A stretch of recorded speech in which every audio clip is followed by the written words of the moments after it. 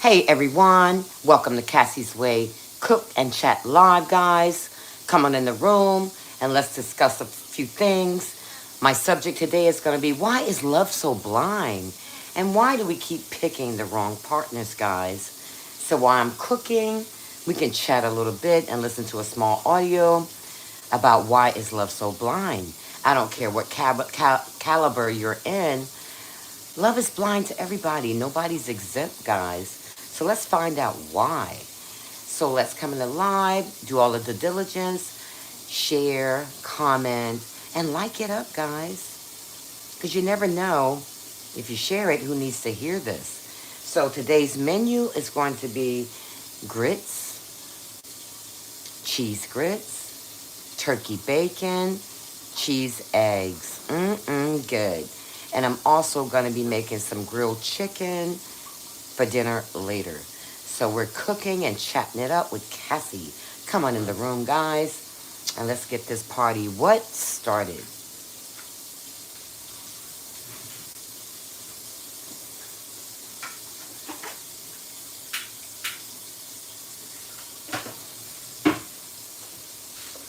So I'm going to turn on my fire over here and get this started on this end. I hope everybody had a great Saturday. My Saturday was fabulous. I went live showing the party and the park. Such a great time.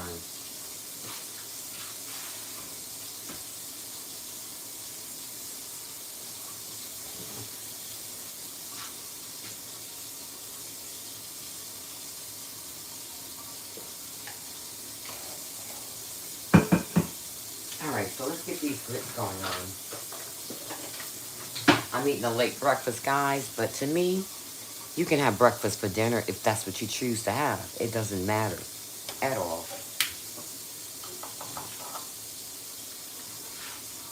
Who made those rules? Oh, you must have grits and eggs for breakfast. Who made those stupid rules, guys? You can have grits for breakfast. You can have it for lunch. Or you can have it for dinner. Have it for a snack if that's what you want. It's your world. Do what you want to do.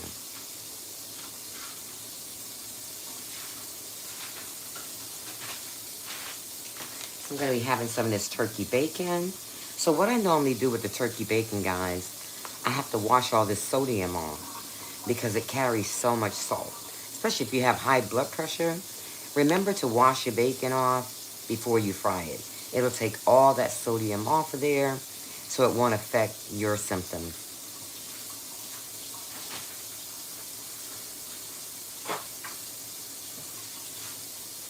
I'll be right back. I'm going to get my alarm.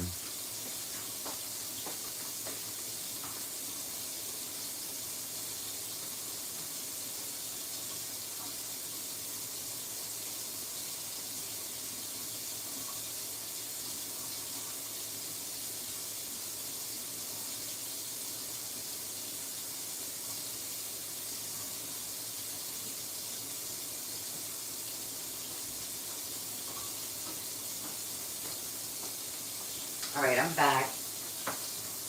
I got my little tickety-tock tick. All right, so I'm going to put this over here. So I have my fire on my grits. This is the first thing you do when you make grits, guys. You have to boil the water, add a little salt, and let it get boiling a little bit. So I'm going to show you guys, whoever doesn't know how to make grits, Cassie's going to show you how to do it.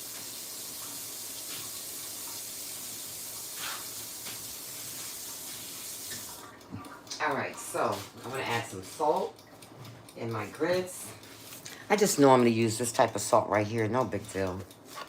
So let's go ahead and salt our grits. Hopefully you can see good. Not too much salt, guys, because at the end you may want to put some more. So I just put very little. And then the person who has the breakfast, if they want to add more salt, let them add it.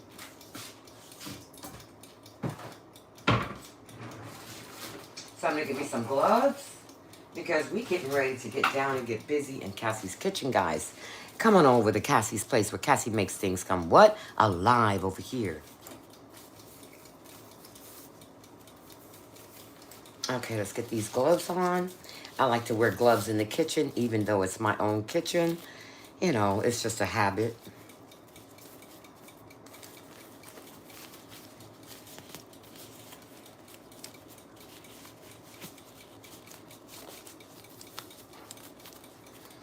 All right, so let me get a spoon for these grits.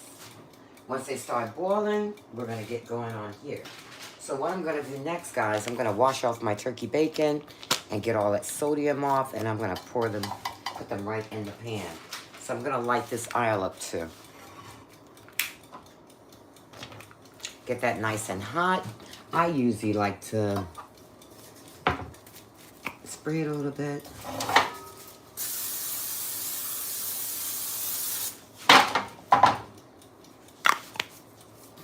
All right, there we go. Now let's put my little 4 eyes on and put my tablet on as well so I can see what's going on. Top of the morning, everyone. Top of the Sunday morning to everyone. All right, so let me get going over here.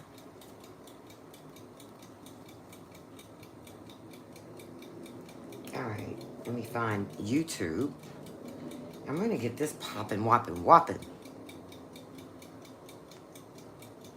You know, my voice is a little low this morning, guys.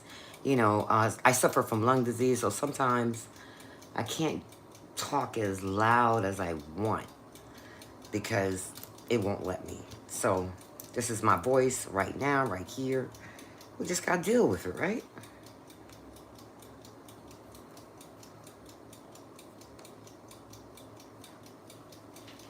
All right, cool.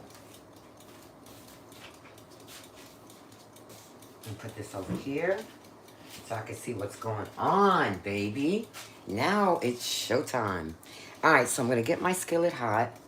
I'm also gonna get a fan, guys, because I notice when I'm cooking in the kitchen, my alarm goes off too much. So let me go get this fan.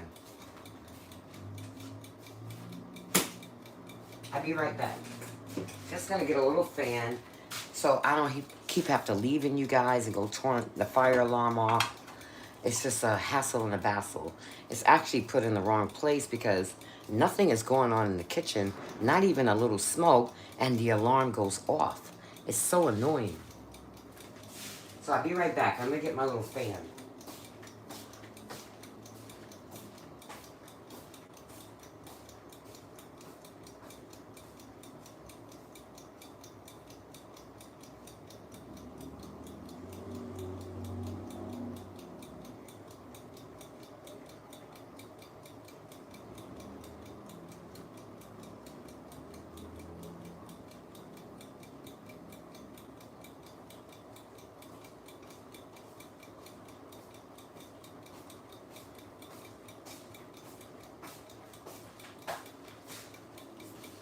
All right, I'm back. I'm just gonna plug up my fan so, you know, that alarm doesn't keep going off the way it does. And plug it on.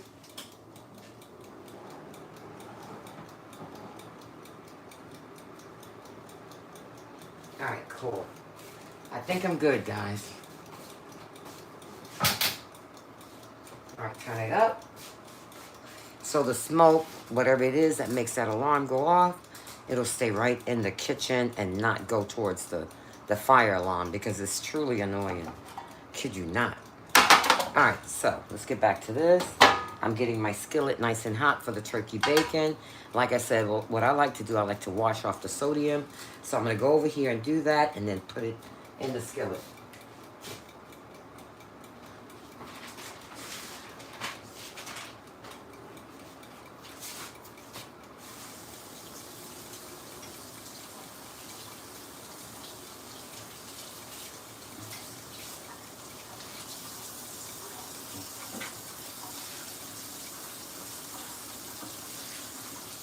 All right, and here we go. I just washed it off. So in the skillet it goes. I'm gonna turn this fire down just a little bit. I'm making grits over here. So the idea, if you don't know how to make grits, you have to get a boil first. Add your little salt. Then we're gonna put the grits in. We're gonna stir. Grits is about stirring, adding water. Stirring, adding water.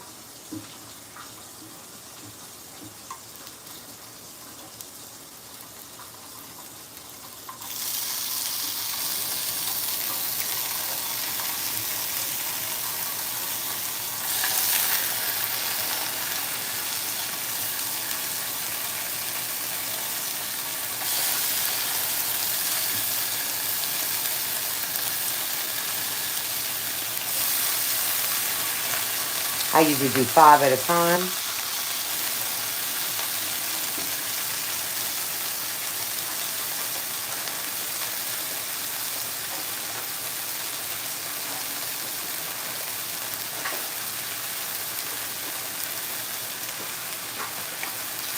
These are the type of grits I use. I don't know what type you use, but I like these. It's the quick grits.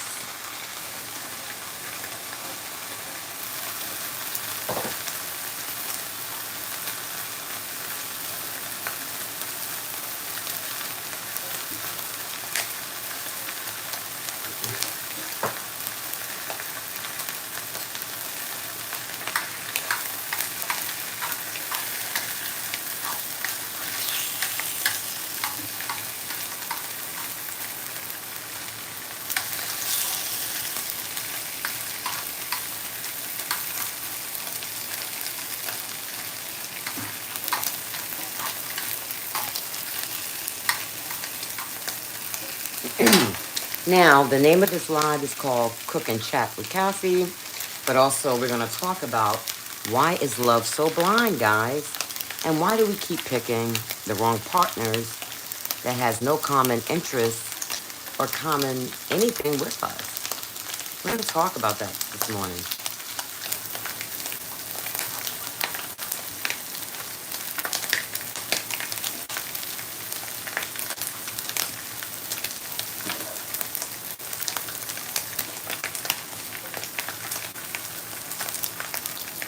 Turn this down a little bit.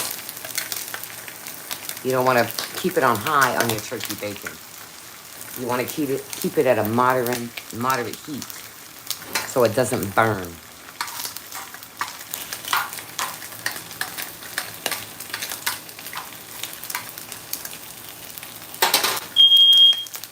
See, there goes the smoke alarm. All right, I'll be right back then.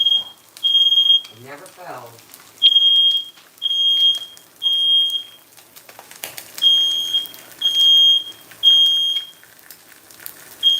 I even put the fan in here. It's not even working.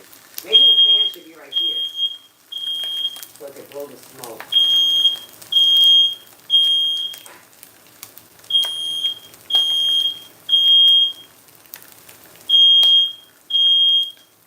I put this fan somewhere.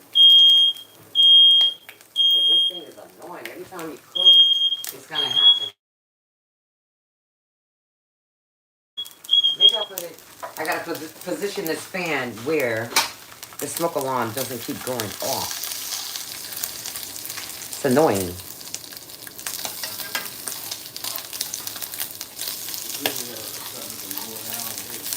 It's annoying. It's in a bad spot.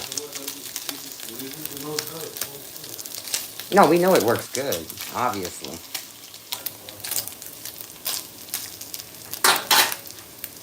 All right, let me put this in a good place.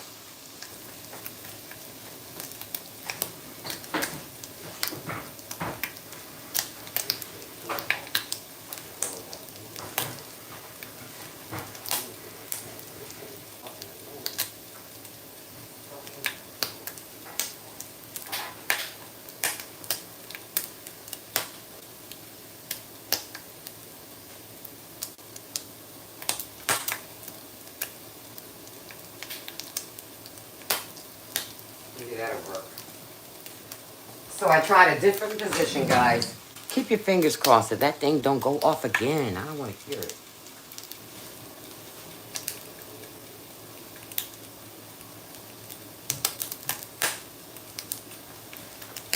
All right, let's check on this turkey bacon. It's looking good.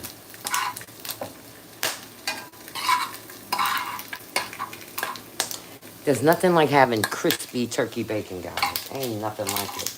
So these 3 are done. Go ahead and take these out. Nice and crispy. So when you bite on my bacon, you're going to get a crunch. The way I make it. Look at that. Nice and crispy.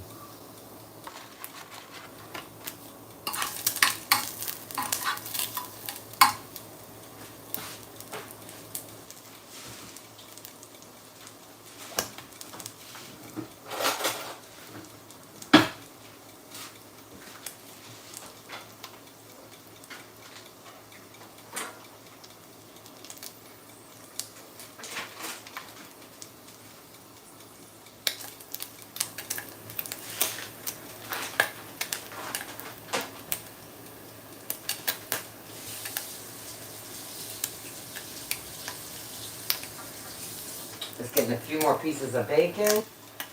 Put right on in here. That one's done. So I'm going to go ahead and take this one out. Nice and crispy, guys. That's how you want your bacon. Nice and crispy.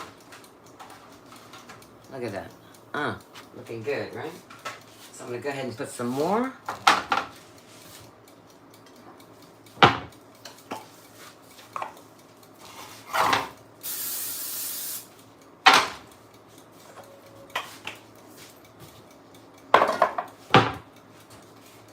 Turn that fire up just a little bit. I'm going to add some more bacon.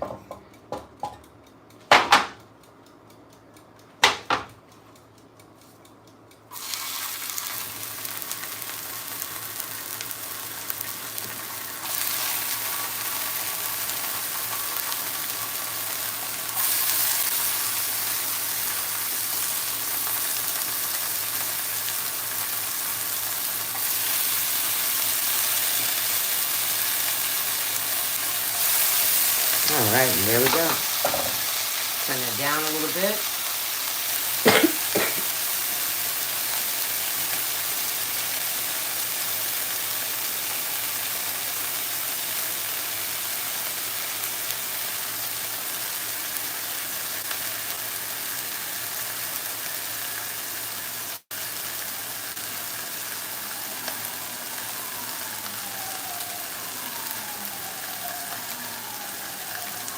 Okay, while that's doing that, we're going to get to the subject at hand.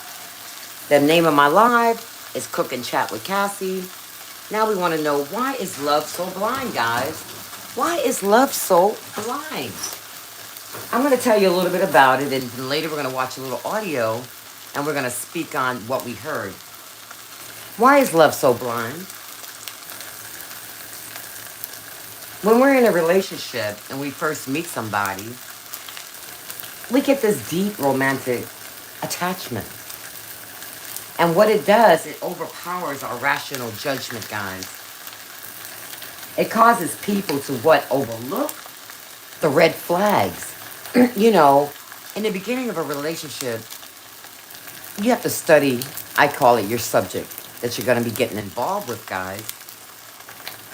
You have to look for those red flags, because there are red flags. But sometimes we're blinded over the red flags, and they're right in front of our face, but they're there. So people normally overlook the red flags, guys. And what they do, they idolize their partners. And this is one reason why we get into these blind relationships with blinders on. Because we have a deep romantic attachment that can overpower our rational judgment, causing people to overlook the red flags and idolize their partners.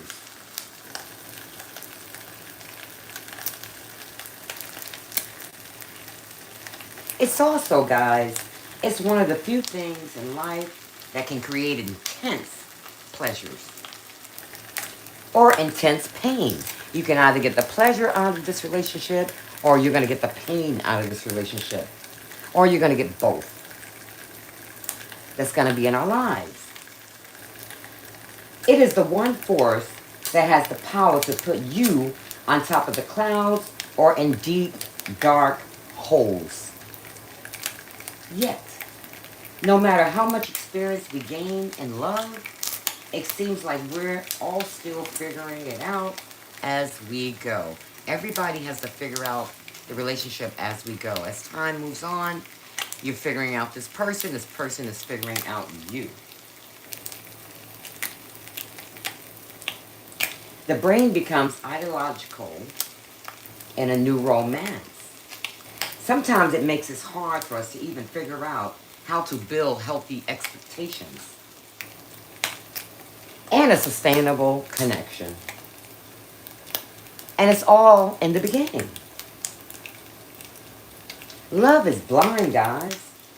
When you are in the midst of a deep love, when the world is filled with rainbows and butterflies, everything your partner does is right. you're not going to see any red flags. Because everything they do is right because it's new. You're so happy to be with this individual. You're on cloud nine. You're not going to see any red flags. Where are the red flags? They're there. But you got a blinder on what is called love.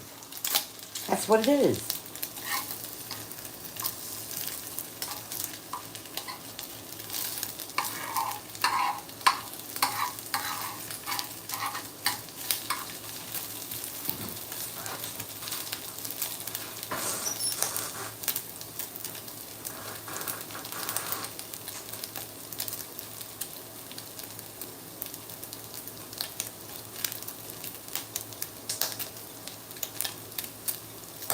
When you are in a deep mist of deep love, when the world is filled with rainbows and butterflies, everything your partner does is right, guys. You can't see no wrong in what he does or she because it goes both ways. I'm not just talking about the guy, I'm also talking about the female. Love is blind is open to everyone.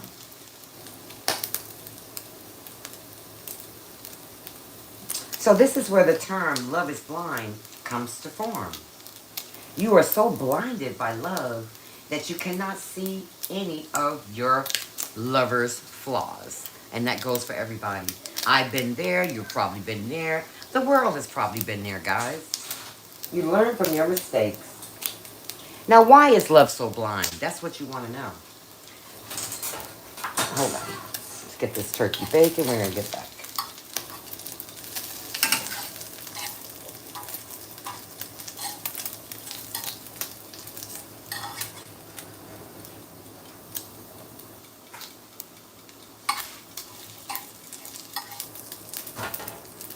I'm going to let this one cook a little bit more.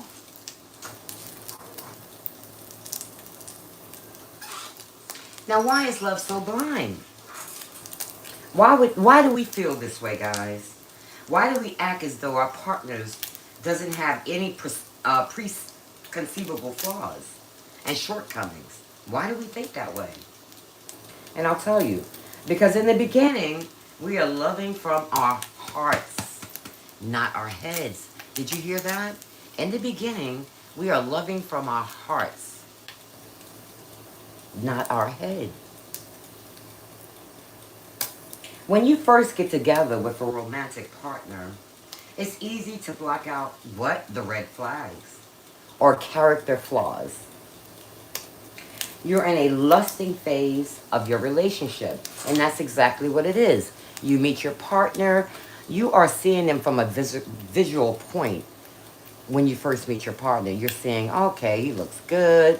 Ooh, I like that beard. Oh, he dressed so suave. It's the visual attraction. That is number one. That's how you're falling from him. Secondly, it's the communication. What is spilling out his mouth to get you so attracted to him? That'll be the second phase. So when you first get together with this romantic partner, it's easy to block out the red flags or character flaws. You're in that lusting phase of your relationship. In this heightened state of attraction, you tend to give our partners more leeway, more space for them to make mistakes. Because why? Love is blind in the beginning. So anything they do, you're not going to mind because you're so infatuated with this new partner that you have. You're not seeing anything wrong with what they're doing.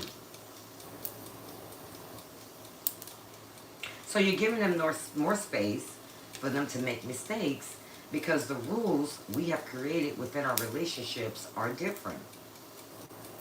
And we have fewer of them when we're first in the beginning of the relationship.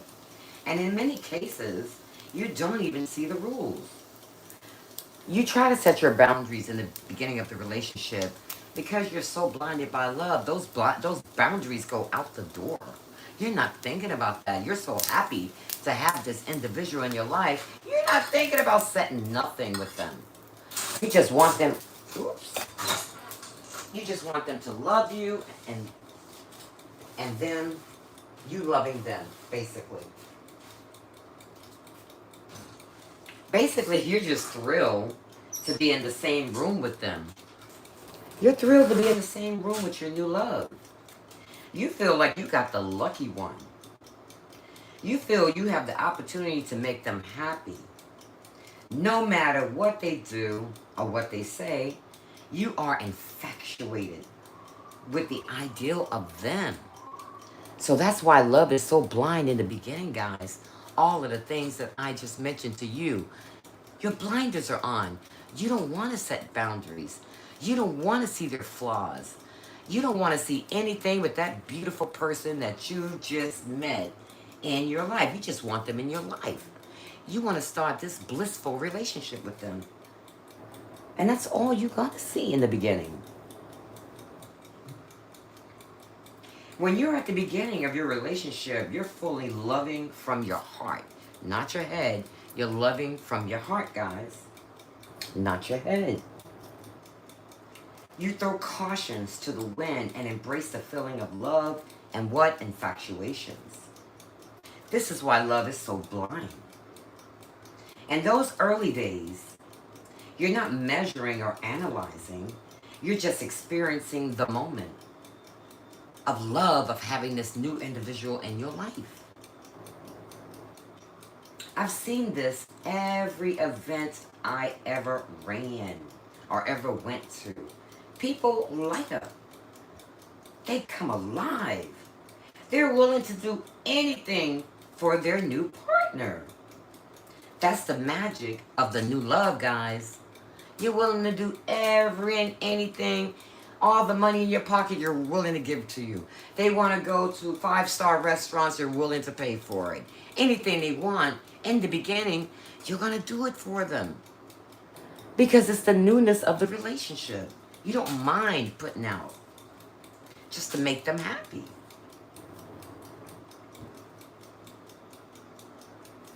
Listen to this. When someone is loving from the heart, their thoughts sound like this. What would make my partner happy? You're thinking in your head. Now, I got this new relationship. What's going to make my partner happy? You want to start doing everything. I mean, no holds bars. You are going to do any and everything to keep this relationship feeling good, feeling happy, keeping the stars and the rainbows around you. You want that dopamine feeling all the time. But that's not reality. That's only in the beginning. You can have that only in the beginning, guys. So you're thinking in your head, what would turn him on? Ooh, baby, I got this new relationship. I'm going to buy me some sexual lingerie. I'm going to have lingerie on every night. I'm going to have my hair done. I'm going to look so beautiful with my dad. Oh, he likes red lipstick. I'm going to have red lipstick on every night for my new man. You watch and see.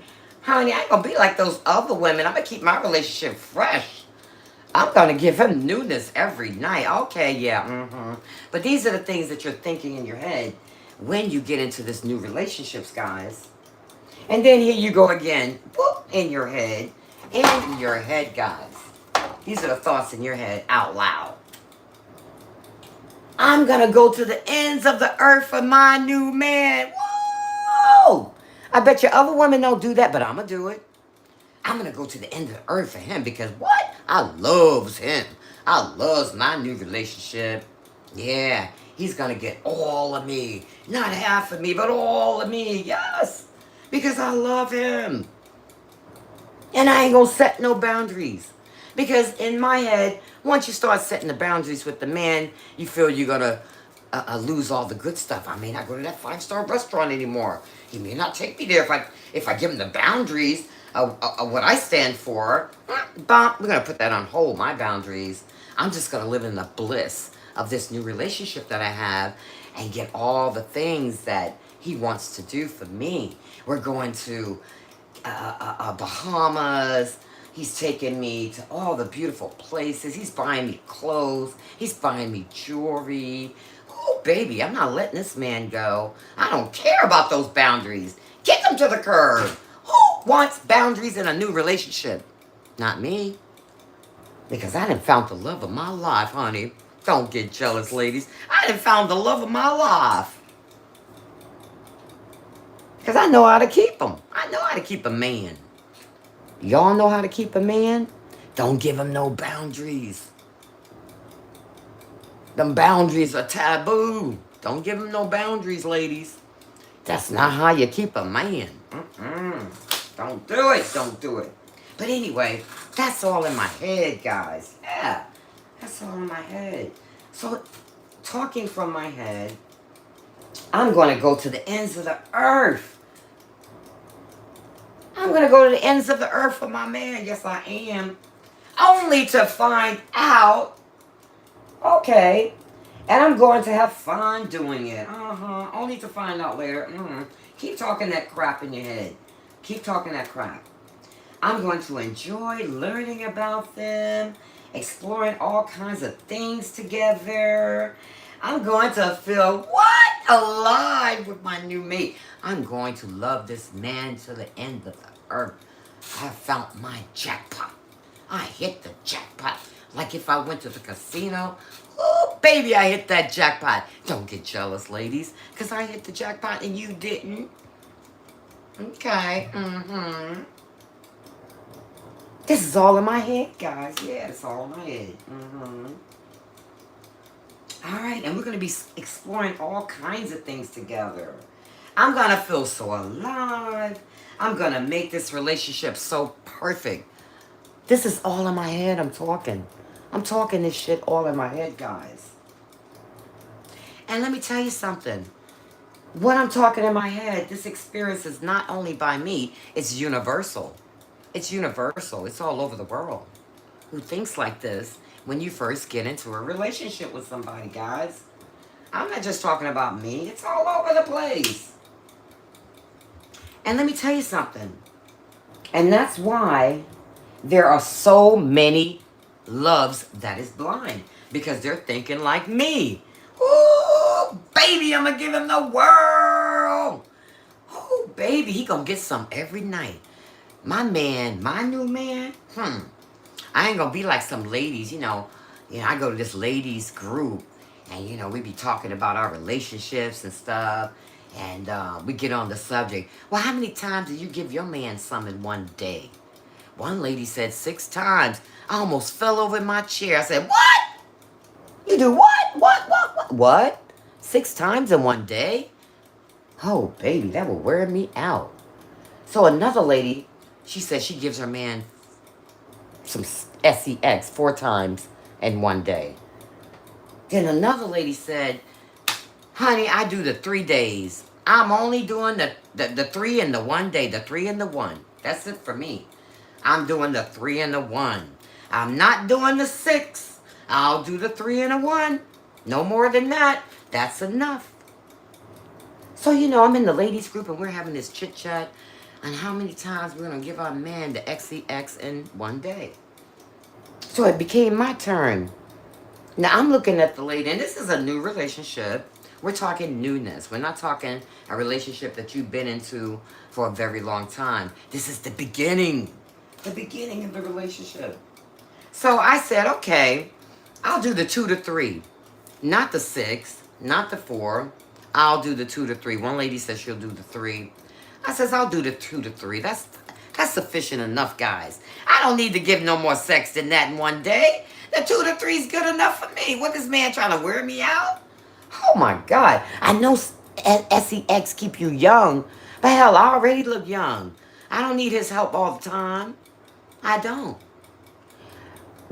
2 to 3 is good enough for me. That lady in the group that says 6, God help you, honey. You are tired and you ain't gonna be able to do nothing all day long because sex wears you out. You ain't gonna be able to do nothing. You ain't gonna want to take care of the kids. You ain't gonna want to do the laundry. You ain't gonna want to go shopping because you done sex all day, damn it. That's a lot of sex. I'm sticking in my 2 to 3. And if it's lucky, 1 day I might just go 3. I might do 3. But that 6, you can take your 6 and you can kick it over the bucket, over to Jersey. You can swim that over to Jersey. Since I'm right next to Jersey, guys. You can kick that 6 over to Jersey. Because I am not having sex 6 times a day. I ain't gonna be able to do nothing. The man wearing me out. Okay? We not doing it. But anyway, guys, yeah, in the circle, we were talking about that. Because it's good to hear what other women are doing, especially in a new relationship. You want to know how they keeping that man. And we know they love the sex, guys, just as well as we do. So it's not like a one, the man loves it and the woman don't love it. We both love it. But you ain't gonna wear me out. I promise you. We ain't doing none of that. So anyway, I go to this group maybe once a month. And, we talk about our relationships, especially the new ones, guys. Because the newcomers need to talk to the old comers who's been in a relationship for 22 years, 50 years, how they keep it going, how you keep the magic in that relationship. So, I did this type of group because, I had a new relationship. I want to know, is there a happy ending? I'm doing all this stuff for him in the beginning. Is it a one-shot deal? Are we going to keep going to beautiful bliss together? And I just don't want my relationship all to be about sex. That's just one part of a relationship. What about the rest of the stuff? What about the communication and all that stuff? We got to know that we are bonding in some type of way. Communication. I don't like that silent stuff, guys. Because why? I am not a tarot card reader. I don't read minds. I need my man to open up and communicate with me. Communication is key in keeping, in my mind, a good relationship. You gotta talk, talk, talk, talk, talk, talk, talk, talk, talk. You gotta tell me what's going on in that tick-tock, tick-tock, tick-tock, tick-tock. I gotta know what you're thinking. I gotta know what your dreams are. I gotta know what your expectations are. I gotta know if you're goal-oriented. I gotta know if you love kids. I gotta know if you like animals. I gotta know all these things. You can't keep that hush with me. You gotta divulge your information. Yes. So I gotta know all those things. But in the beginning, we're gonna gradually get to that. In the beginning, I'm in my bliss. I'm in the love is blind stage, and it feels real good. I'm in the love is blind stage, so I'm gonna be happy right now for this moment, guys. For this moment. Because it's gonna change. It ain't gonna stay like that. So let's move on. The experience is universal, guys. And the love is blind. That's why there's so many blind loves, guys. Quotes and stories. It's incredible, relatable. Very much relatable. Also, all of us have met someone, all of us, I'm going to repeat to the people in the back. All of us has met someone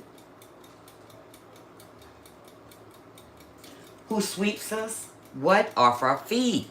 We've all met someone who swept us off our feet. That's the newness of it. They're going to be on their best behavior, honey. They're going to do everything I want. Everything. So we all have had this relationship for someone to sweep us off our feet. We want to do everything in our power to keep the relationship, going? No matter the cost. No matter the cost. You want to do everything to keep it, the bliss, the sparks, the rainbows, the chocolate, the everything, guys. Y'all know how it is. Y'all know how it is. So, why are the reasons we get into love that is so blind? Here are some key reasons, guys, why we get into love that's so blind. It's called brain chemicals. Are you hearing in the back? It's called brain chemicals. This is the reasons why we get into love so blind. It's called brain chemicals, guys. It dampens our critical judgment. Did y'all hear that in the back? The reason why we get in love so blind is the brain chemicals that dampens our critical judgment. Our evolution pushes us to bond with this individual. And intense emotions makes us ignore the warning signs. Because of those two that I named, the intense emotions makes us ignore the warning signs. Okay? Did y'all get that in the back? When you're in a relationship in the beginning, we're dealing with brain chemicals, guys, and hormones. We're dealing with two things. We're dealing with the dopamine. It's called a dopamine rush in a new relationship, guys. Dopamine rush is a high level of pleasure. It's pleasure chemicals that makes us focus only on the good things. So when you reach your new relationship, it's all about the chemicals and the dopamines and the hormones and all that great stuff. So the dopamine rush is high levels of pleasure chemicals that makes us focus only on what the good things. So that's why we're like, oh my God, you're not setting your boundaries, you're not doing that, because you're in the beginning stage of your dopamines. Okay? And the next thing, you have your brain chemicals and your hormones. Now the second thing, when you're going through this chemical brain explosion, you're lowering your judgments. This is why you cannot judge a blind love. So when you lower your judgments, the brain part used for critical thinking and strategy slows down. The brain part used for critical thinking and logic, it slows down. And that is called lowering your judgments. And this is another thing. The next one that comes here, so you're dealing with your brains and your hormones. You're dealing with your dopamine rush. You're lowering your judgment. Now, you're having less fear. That is the next thing. It's parts of your brain that handles negative judgment, and fear turns down their activities. So when you're in a new relationship, all these things combined is making you have that blind love. The brain chemicals and the hormone, the dopamine rush, the lower judgment, and you're having less fear. Yes.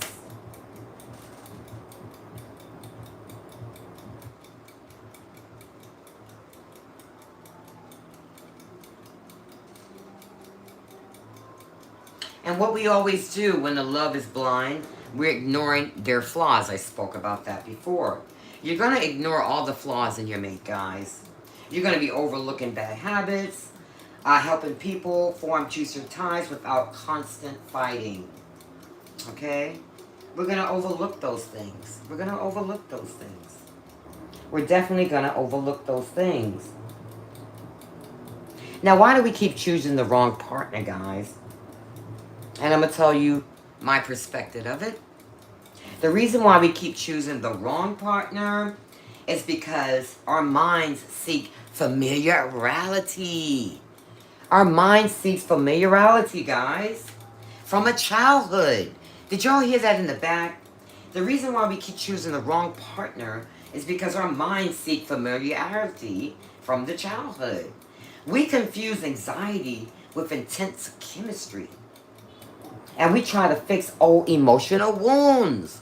So a lot of times when we pick relationships, we're going back to our childhood, what feels familiar. What feels familiar to us. So when you're picking your partner, you don't even realize that you're even doing that. But it's a check mark in how you choose your next relationship. It's coming from your childhood blueprints. And a second thing, repetition compulsion. We unconsciously pick people we hurt or who we hurt us in the same way our past did, hoping we can finally fix the wound and get a different ending to this part. Did y'all hear that in the back? I'm going to say that again. Sometimes when we pick the wrong relationship, when we did something from our past that hurt a person, now we're meeting this new relationship, we're trying to fix something that we did in the past to fix it in this relationship. And that's why it's called repetition compulsion. We're constantly picking people who hurt us in the same way that they did in our past, hoping we can finally fix the wound and get different endings this time. You can't fix what you did in the past, but you can try to fix what you're doing in the present moment. So that hurt that you did in the past is still within you. So if you're getting into just this new relationship and it sounds familiar, or something looks familiar to you that you did in your past, you say, oh my God, I get this opportunity to fix what I did in the past in this new relationship. Another thing, when you're choosing the wrong partner, you are mistaking anxiety for love.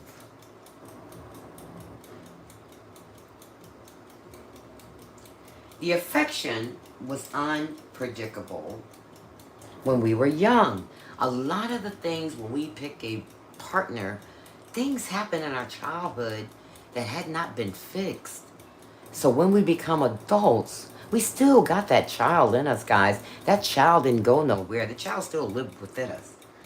So things that were not fixed in our childhood, we get into a relationship. We try to fix them in that relationship because, like I said before, we didn't get a chance to fix that wrongdoing in the past. So we're trying to fix it in that present wrong relationship. So if the affection was unpredictable when we were young, our bodies learned to read nervous symptom, panic, and stress as exciting romantic chemistry. That's called mistaking anxiety for love. If affection was unpredictable when we were young, our bodies learned to read nervous system, panic, and stress as exciting romantic chemistry. And another reason why we pick the wrong partners, guys, low self-worth. And a lot of women deal with low self-worth, guys. Silly Rabbit! Hey, girl, good morning. How are you, Silly Rabbit? Thank you for joining. Today's live is cooking and chatting with Cassie, but also the subject of this live is why is love so blind and why did we pick the wrong partner? Yeah, so that's today's live. Happy morning to you, girl. Happy morning to you, Silly Rabbit. Happy morning.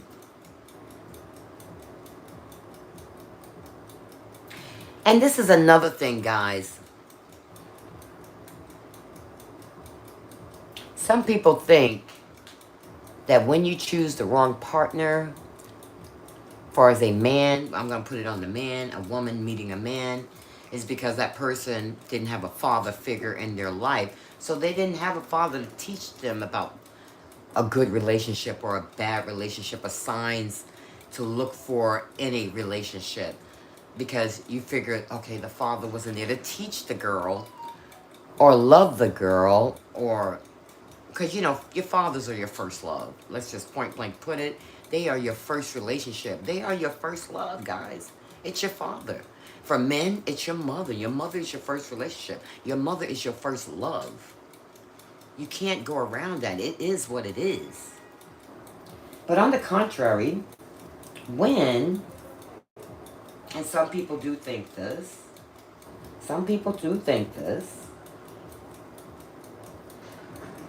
because you get into these bad relationships, people think it's because you didn't have a father in your life. And that can go for men and women too. So I'm going to put it for both. I'm going to put it on both. But that's not entirely true, guys. That's not entirely true. Missing a father figure, it can play a big role, but it's not all of it. It can play a big role when you don't have that father figure to show you the way, to show you how to pick a good relationship, to show you what to look for in a good relationship. It does play a big role, guys. But choosing the wrong partner often connects to deep emotional habits, seeking familiar feelings, and it has to do with low self-worth. You have to build up your self-esteem, guys. And that goes for men and women. It comes from past wounds. Past wounds. Familiarity wounds. People often are drawn to what feels normal from childhood. All of this stuff, when you get in a relationship, and I always ask, this is me. I'm going to keep this on me, guys. Whatever relationship I get into, and you might want to start implementing this in your own life. I'm meeting a person, I like them, I see some qualities that we can get it going on. But I'm not afraid to speak, I'm not afraid to ask questions of this person that I'm seeking to join my life. I want to know. Inquiry minds want to know. I always ask them a really important question that will make me make my decision whether I want to get into this relationship or not. And the question I always ask them, how was your childhood? Was your father good to your mother? Was there any domestic violence? Did you like pets? Did you have pets? How did you treat past girlfriends growing up? I always ask those questions before I get into a relationship. We go on a date, we're having a chit chat. I don't mind because I just met this new individual. I'll ask whatever I want to ask because I need to feel secure in what I'm getting ready to jump into. I need to know, how was your childhood? How was your parents' relationship? I want to know before I step into this new blind love, guys. So don't be afraid. The next time you get into a relationship with a fella and you're digging him, you're liking him, you think he'll make a great partner for you, ask that magical question, guys. How was your childhood? Did your father and you bond? Did you and your mother, were they loving together? Did your mother talk to you about certain things? Because you don't see a child your whole life. You got to grow up. Does she sit down and tell you about the birds and the bees and the flowers and the trees and all that good stuff? That's very important to know if you're going to jump into a relationship, because you need to know, was there DV? Did your mother and father fight a lot? Because that's very important. Because 9 out of 10, if you accepted this relationship in your life and there was a lot of DV going on, 9 out of 10, and I'm going to tell you, 9 out of 10, that partner is going to have DV problems, guys. Clock it. He's going to have DV problems. So listen when you're talking on that date with this potential fella that you're going to invite into your world. Listen very well on what's coming out of his mouth. Don't be so blind. Yes, it's blind because you're looking at the physical. You're not listening to what this man is telling you. Listen close, because it will save your relationship. It will save you from getting into the red flags. Now, if he said, okay, yeah, me and my mother and my father, yeah, they did have a little scuffles here and there. Put on your brake. That's a red flag, man. That's a red flag. You don't want to do that. He done gave you number one big red flag to put doubts in your mind. But don't let him know. Keep listening. Listen for the other red flags because they're there. I know love is blind. That's why I'm talking about this subject. You have to take the blinders off when you're having that initial conversation with this new potential that you're inviting into your life. You might be inviting the devil and you don't even know it. Take those blindfolds off and listen to what he has to say, because it'll save you from catastrophe. It'll save you from DV problems. It'll save you that he doesn't like pets. Taking your pet and, I'm gonna take Barky for a walk down by the bridge. He done threw Barky over the bridge. He might be one of those. Pay attention. Hey, good morning, Glam. Good morning. Top of the morning, Glam. Welcome to Cassie's Cooking Chat. And the subject today is, why is love so blind? And why do we keep picking bad relationships? And yes, indeed, that is true what I said. You said that right. You got to know. I tell you no lie, Glam. I always ask the question, how was your childhood? let me tell you something. I should have been an investigator. Look, I picked the wrong field, honey, because I want to know. Inquiry mind want to know. How was your childhood, man? Because it makes a difference. And I'm going to tell him mine. It's not just going to be a one-sided conversation. It's going to be a two-sided conversation. As he tell me his, I'm going to tell him mine. And he can make a decision whether he wants to be in my world or he doesn't want to be in my world. It's not a one-sided conversation. We're having a conversation of two minds together. That's what it's about. But you need to know those things. You need to know.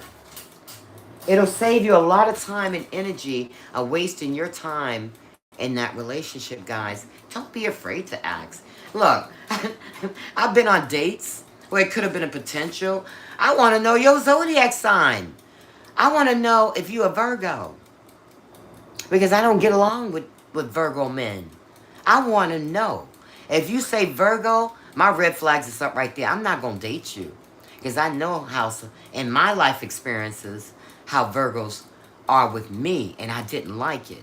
So I asked the questions. I want to know your zodiac sign. I want to know how you were as a child. I want to know all the shit. But once you tell me a Virgo, bye. See you later. I'll walk out the restaurant. I'm not coming back. I'm not coming back to the restaurant and eat with no Virgo guy. I'm just not going to do it. I'm not doing it. Because I know how they are with me. And I don't like it. I don't like it. Now, if you get this certain sign, sure, I'll stay for the dinner. Oh, yeah. We match. We're good together. So, some of you don't believe in signs, but they didn't make it for nothing.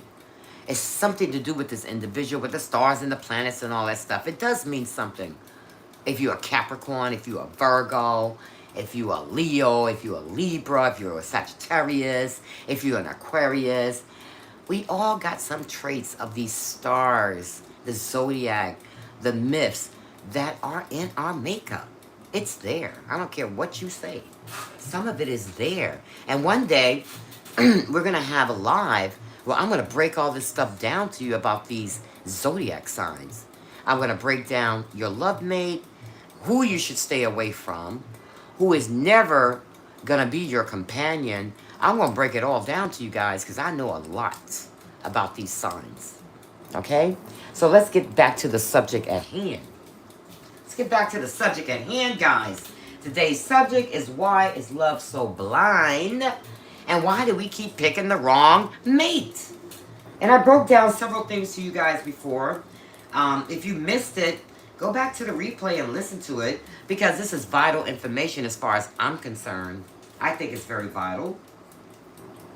So, the subject that I'm talking about now, why are we choosing the wrong man? Or even choosing the wrong woman? Because it goes both ways, guys. It goes both ways. And I said before, sometimes it could be because these individuals didn't have the proper role models to teach them how to look for a good relationship as their parents were. They came from a relationship of goodness. Their parents have a 50-year resume of being together, so they must be doing something right. So, of course, the child wants to find a relationship like his or her parents. But 9 out of 10, that's not going to happen. It's not going to happen. So the question was, it's because you're missing a father. Is that why you're finding the wrong mates? And this is what I mentioned before. I'm just going to reiterate a few things. Not necessarily, not entirely, guys. A missing father figure, it can play a big role, but choosing the wrong partner often connects to deep emotions and habits within yourself. Seeking familiar feelings from the past, especially from your childhood, or even having low self-worth.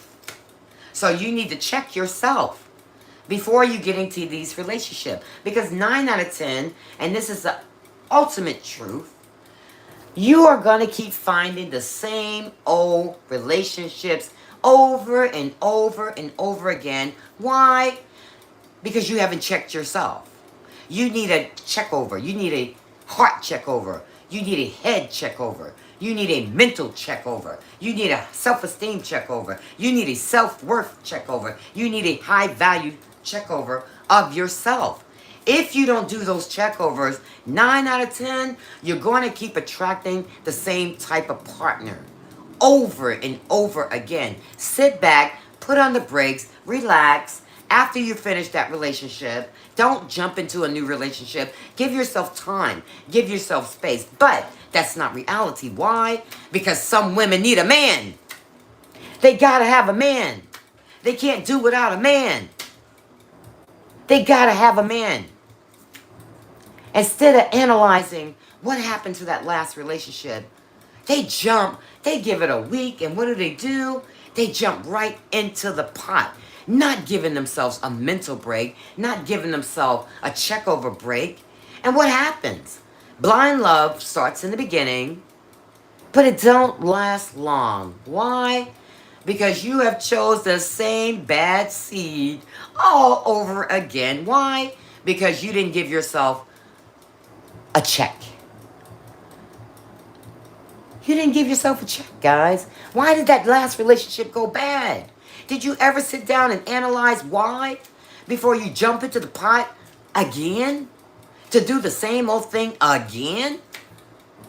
You're not going to fix yourself like that. You're not going to have a blissful relationship unless you take a mental break and find out the why, the W, the why. Why do I keep attracting the wrong people? Maybe it's you. You are the problem. It's you. You. It's something in you that these men see in you that is attracting them bad emotions. Seeing that there's less self-worth in you. They're thinking you're an easy prey. Because they see the low self-esteem in you. They see that they can dominate you. Because they don't see the strength in you. Sit back and relax before you jump into the pot and give yourself a makeover and analyze who you are.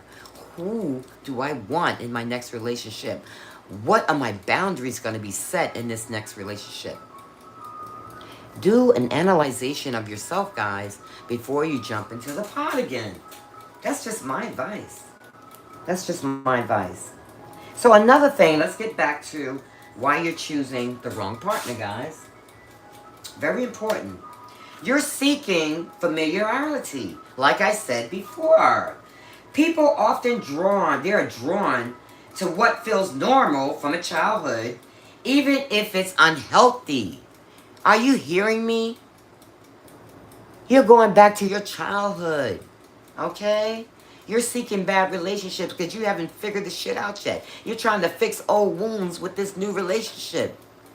That's what you're doing. You're going back to familiar things. Also, you're seeking validation. You're seeking validation from this person. That's what you're doing. An absent father, which I just said, yes, absent father can play a big role, and you picking the wrong seeds over and over again. An absent father does play a big role because you didn't have a teacher. You didn't have no one to love you, to show you what real love is, because your first love is who? Your father. That is your first love, guys. That's your first love. And he's going to teach you how to find a good relationship. What are the signs to look for? Because he's a real man. He's out there in the world. He hangs with his buddies. He hears buddies talking what type of women they looking for. He want to school his daughter the same way. And make sure that she gets the good guy. The guy with the good job. The guy with a car at least. The guy that has ambition, the guy that has good boundaries, the guy that loves kids, animals, the guy that is very goal oriented. These are the type of guys that you want to choose in your life. We have to teach our girls because it's so heartbreaking to me, guys. I feel like I want to cry. I swear to God. I look at these young girls out here, fatherless, man. They don't have guidance. They're always picking the wrong guys. That's why the pregnancy rate is so high. They didn't have that father figure, someone to show them real love. Your father is your real love, guys. So they never experienced a hug from their father. These girls that are fatherless, they never experienced those things. So what do? They go into these relationships blinded, and they pick older men. This girl is 20 years old. What does she do? She picks a 40-year-old guy, knowing damn well she don't need to be with that 40-year-old guy. But what is she looking for? She's looking for daddy. She's looking for Poppy. She's looking for that love that was absent out of her life, that her own father should have given her. So she's seeking and searching. And you know this 40-year-old is going to manipulate this girl, mind twist her up, mess her up so bad, because she don't know no better. She never had a teacher, guys. She never had nobody to teach her how to get in a healthy relationship. She never had anybody. So she keeps picking the wrong seeds, the wrong fella. She gets into these blind love relationships, seeking the love from other men that she should have got from the man, which is called her father. So let's get back on the subject. She's seeking validations, guys. Or he or she is seeking validations. Seeking validations is an absent father can leave a void. An absent father can leave a void in the boy or in the girl. It doesn't discriminate. This is for both of them.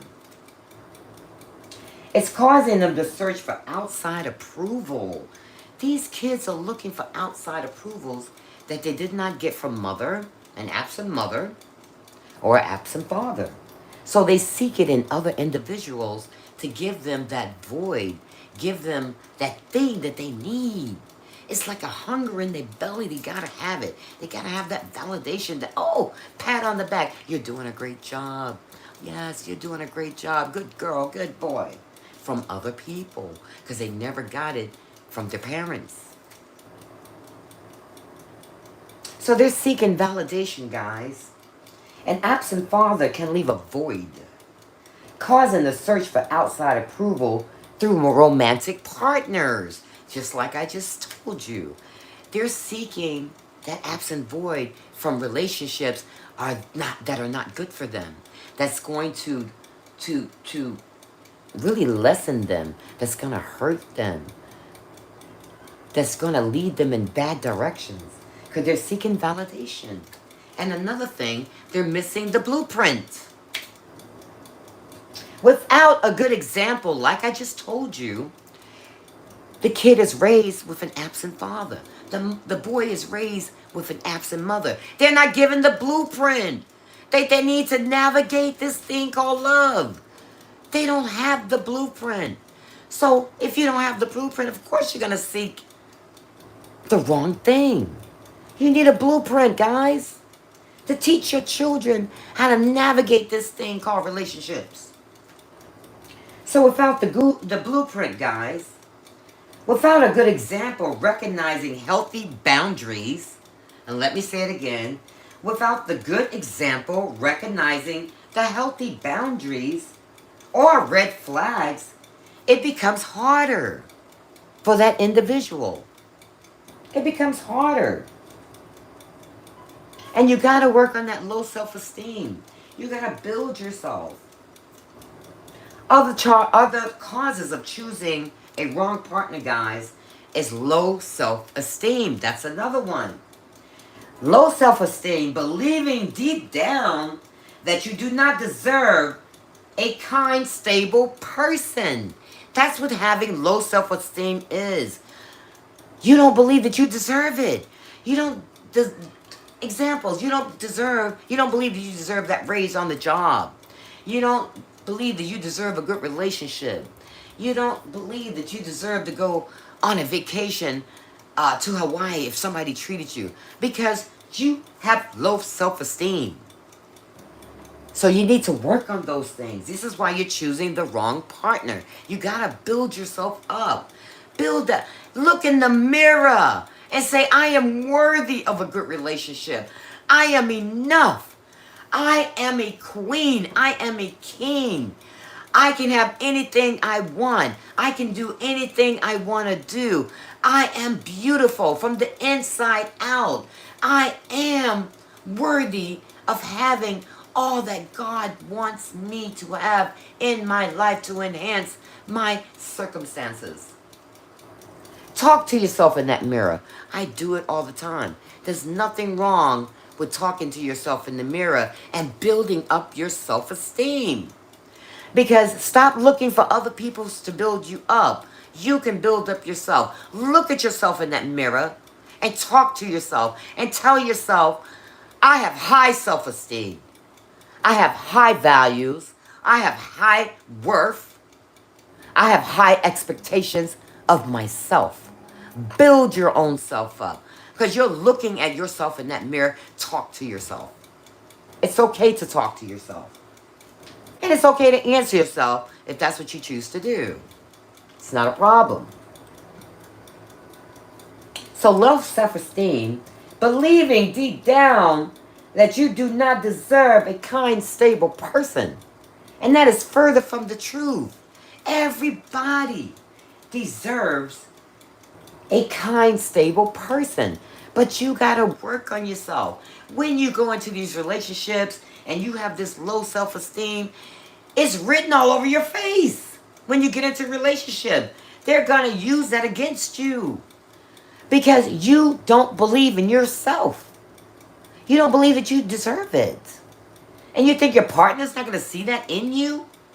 It's like written all over your face. Low self-esteem over here, guys. Hey, hey, hey, hey, hey. I'm low self-esteem. Hey, hey, hey. Yo, I'm low self-esteem. I'm low self-esteem. You see the sign over my head? I'm low for self-esteem. They're going to see that written all over your face. Work on those things before you seek your next relationship. Very important. You need to know that you deserve a good, stable partner, that y'all going to work together, a partner that sees your vision as you see their vision, and y'all work together as a common ground. Yes, and you can have that once you start working on yourself. And the label will come off of your forehead. It's going to start saying, I have high self-esteem because you worked on yourself. Remember that. Second thing that causes us to choose the wrong partner, we're rushing the process. Remember I gave the story? A lady just got out of a relationship. She took a week after getting out of a bad relationship and jumped in the pot to a new relationship. Whoa! She's rushing the process, guys. You cannot rush the process. You have to give yourself a break. When leaving one relationship, sit down and analyze what happened and how you can make the next relationship better. Look inside yourself and find out what's wrong.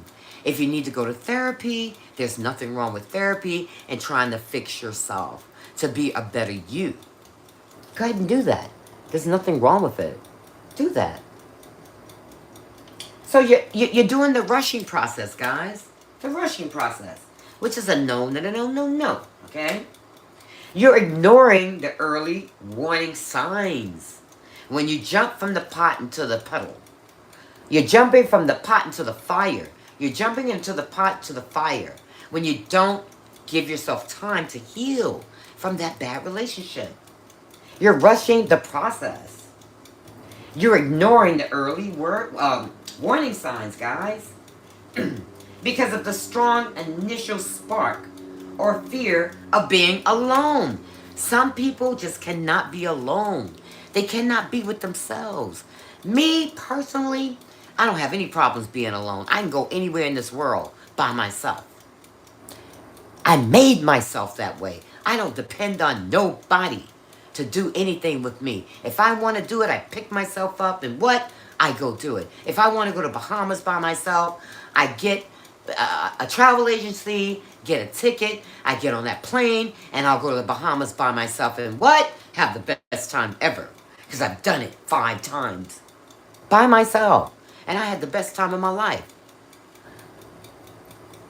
I don't wait on nobody. I don't wait on nobody because people can hold you back from what you really need to do to make yourself happy in this life. Stop waiting on people. Do things independently that makes you happy by yourself because you're always going to meet somebody, have a great conversation, chop it up. You might meet the love of your life. You don't know. Stop waiting on people. Okay? So rushing the process. Let's get back to this. You're rushing the process, guys. Ignoring early warning signs because of a strong initial spark or fear of being alone. Like I said, it's okay to be alone. Fix yourself first before you jump into the pot again or the fire again with another relationship.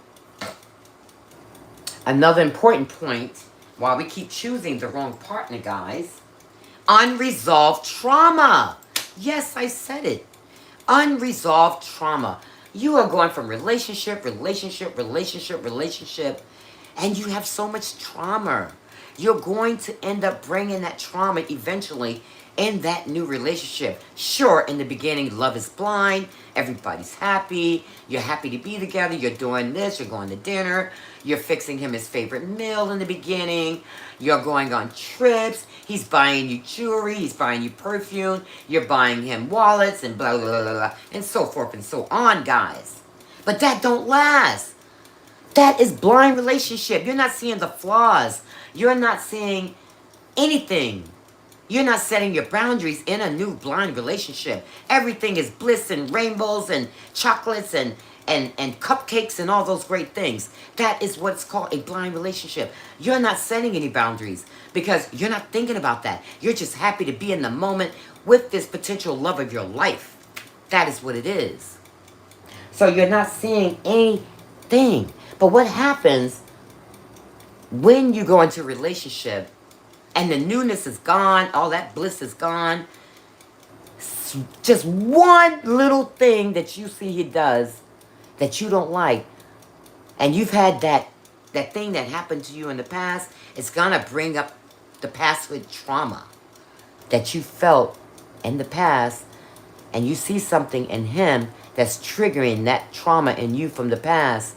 You're gonna start the blame game. You're gonna start seeing the relationship different because now your trauma is trying to kick up that you experienced in your own life, and now because he said one thing that triggered that passive trauma, you're gonna start putting it on him. So before you get into a relationship and you feel you have a lot of trauma, you've been through a lot of trauma in your past childhood, your adulthood, your 20s, your 30s, your teen years, my advice, and I keep this on me because we all went through trauma too, fix yourself first. Because you cannot be in a healthy relationship with trauma that you experienced in your own life and think that you're going to have a happy, bliss relationship. It's not going to happen because you're full of trauma that you have never resolved within yourself. Seek therapy.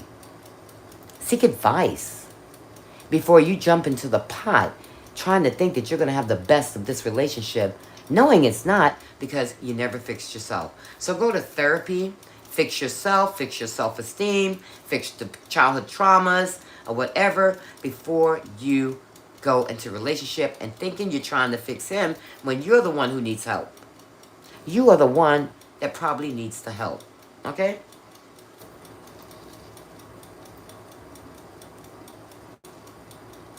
So let's get back to unresolved traumas, guys. It's called unresolved traumas. It's past pain from other family members or relationships clouding current judgments. Trauma does not have to be from an old relationship. That's part of it. But family has a key responsibility in this too. You can have trauma from family that did something to you and you have not forgiven them. So you're holding on to this thing. You're bringing that into relationships and you don't even know that you are. You gotta fix that past trauma. If not, it's gonna afflict danger signs with your partner. You're the only one in this relationship that's bringing that shit. Fix yourself first. And I promise you, your next relationship that you have is going to be better than the other ones were. If you work on yourself. Work on yourself first, guys. So I'm going to irradiate, I'm trying to say, irradiate that word, that phase again. Unresolved traumas, guys, is past pain from other family members or old relationships clouding your current judgments. And that's truth, okay? So remember that. This is another thing I want to get into. You know, I've been watching this show a lot on YouTube, For My Man, and we're going to listen to a little bit of that. And I've seen a lot of educated women that gets in relationships with these bad boys. And she's come, my example, that she came from a great family background. She was taught well. She's college educated. She's very etiquette. She came from a good family. But when she chose her relationship, it was a bad boy from hell. God damn it. You would never think that this beautiful, bright, educated queen would pick such a bad boy. And inquiry minds want to know, why did she pick this type of individual? So I did a little research, and this is what I came up with. Why does educated women get involved with bad relationships? And this is what I found, guys. Educated women get in bad relationship because emotional manipulation. Are y'all hearing that in back? Emotional manipulations. Psychological dramatics. Human bonding work independently of academy and challenge of career success. The fixer mentality. Educated and capable women are trained to solve complex problems, making them prone to believing they can fix or rescue a troubled partner through effort and logic. So this is one of the big reasons educated women get into bad relationships, because they're problem solvers, guys. They've been to college. They succeeded. They got their bachelor's. They got their master's. They are problem solvers. They are fix-me-upper, like a fix-me-upper. So when they get into these relationships and it turns out to be bad, they don't leave it. Because why? They feel that they can fix it. Because they fixed everything else in their life. So they feel that they can fix this bad boy relationships. And that's one of the reasons why they are attracted to lower standards, if I may say, as a partner. They feel that they can fix it, guys. Abuse and toxicity rarely starts on the day one of a relationship. They begin with charm, love bonding that hooks the person before boundaries are slowly tested and crossed. Relationships and denial. High intelligence allows individuals to construct elaborate rationalizations from a partner's bad behavior, attributing it to stress, a hard childhood, or temporary circumstances, guys. Relationships and denial. We're talking about women who pick bad relationships, who are very educated. High intelligence allows individuals to construct elaborate rationalizations from a partner of bad behaviors, attributing to its stress, hard childhood, or temporary circumstances, trauma boundings. Dysfunctional relationship cycles create powerful chemical emotional attractions that mimic passion, trapping smart individuals between high pain and false hope. Social shame and isolation. That is the next thing we're talking about. These are women who are high educated that pick bad men. The next one is social shame and isolation. Many stay silent because they feel embarrassed that they're somewhat so smart, fall into toxic, dramatic, fearing judgment from peers or family. So they'll stay in this relationship, but they're going to hide the bad thing about this guy because they feel embarrassed that they got themselves entangled into this bad boy relationship. because they're so smart and intelligent. They're like, how did I choose such a bad seed? I went to college, I did this, I listened to my parents. My parents had a good relationship, I had a good upbringing. But when I picked my relationship, I choose the bad boy. So now she's at the point where she's having social shame and isolation. Many stay in silence. Intelligent people, we're talking about intelligent people who pick bad relationships, bad seeds. Many stay silent because they feel embarrassed that someone so smart as themselves fall in a toxic, dramatic, fearing, judging from their peers or family. So they're going to keep that relationship hidden. They're not going to talk about it. You're probably not going to see them much because they're embarrassed. Because they're afraid to be judged by their peers. Saying, you're so smart. How could you be so naive in picking this type of relationship? Your parents is like, we raised you better. What happened? We didn't raise you to pick a guy like this. So that's where it falls into social shame and isolation. It's a social shame, guys. So now I'm going to let you listen to this audio. Hope y'all got something out of me speaking on why we picked why love is so blind and why we pick bad relationships. So now I'm going to let you listen to this audio and I'm going to finish cooking, guys. My water has run out from my grits, so I'm going to start it over because Cassie ran her mouth a lot. It's supposed to be cooking and chatting, not just chatting, okay? I did more chatting than cooking, right? But I think it's things that everyone needs to know. So if you don't mind sharing the live, sharing is caring, guys. Share it up, because I think these are important pinpoints that I have talked about that possibly can help somebody out there in dealing with relationships, guys. So I'm going to let you guys listen to this audio. It's in reference to all the things that I spoke of. But the title of this, and I've been watching this a lot, these beautiful women, or even men, get into the wrong relationships and they let their partners manipulate their mind to do the most diabolical things in reference to love. And it's not love. So let's listen up. Let's listen to this a second.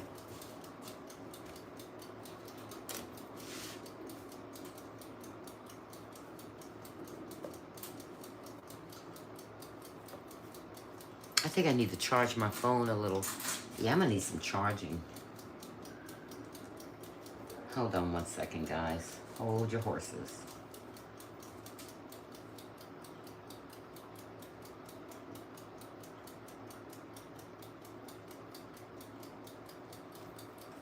Hold on.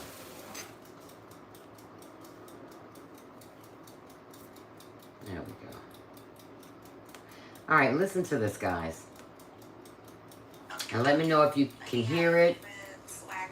Hold on one second. Let me turn up the volume. So his bad boy persona, being a little bit dangerous, all of this became intoxicating for Vanessa. This is a young woman who's in a bad relationship with this fella. Listen up. She's hooked with this guy already. This relationship was more sexual than anything. She's in the love blind stage.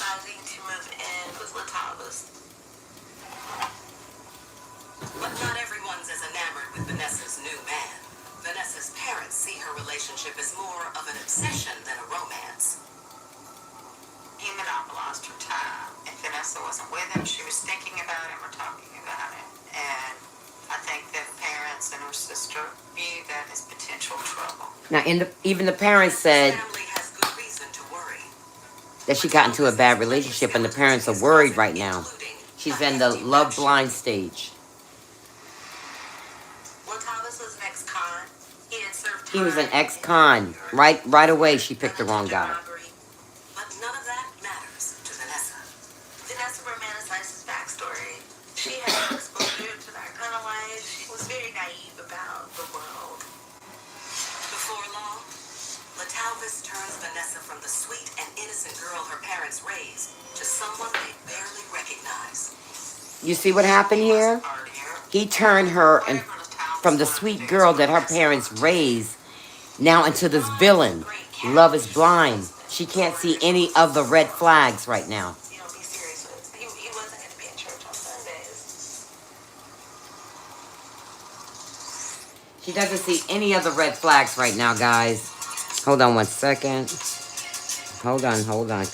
Intermission, intermission, intermission, intermission, intermission. Hold on one second. I hit the wrong button. You know, I got these nails on, guys. It's hard. Sometimes these nails is a pain in the butt. Okay, we're gonna begin again. Just 6 months into their relationship, Latalvis convinces Vanessa to move to They're only Brazil with him. 6 months in the relationship. He'd have convinced her to move to another state. Love is blind. That's what we're talking about today. She had cashed her last check, and she wasn't going to go back. The excitement of being on this trip down there to Knoxville drew her in.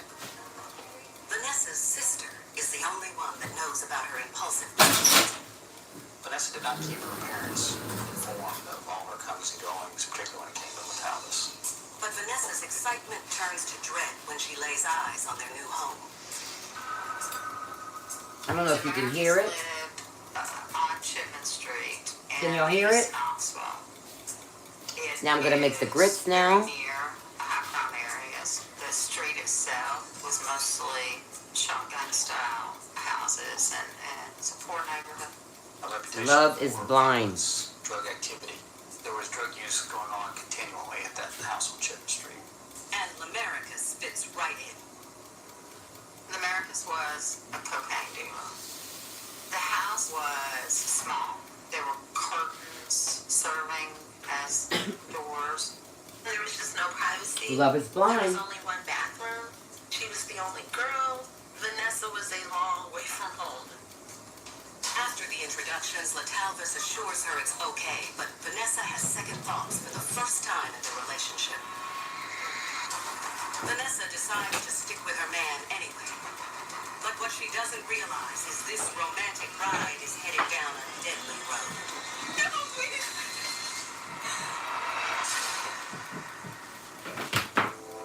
You see, it's heading down a deadly road already. And she doesn't even see the signs, guys.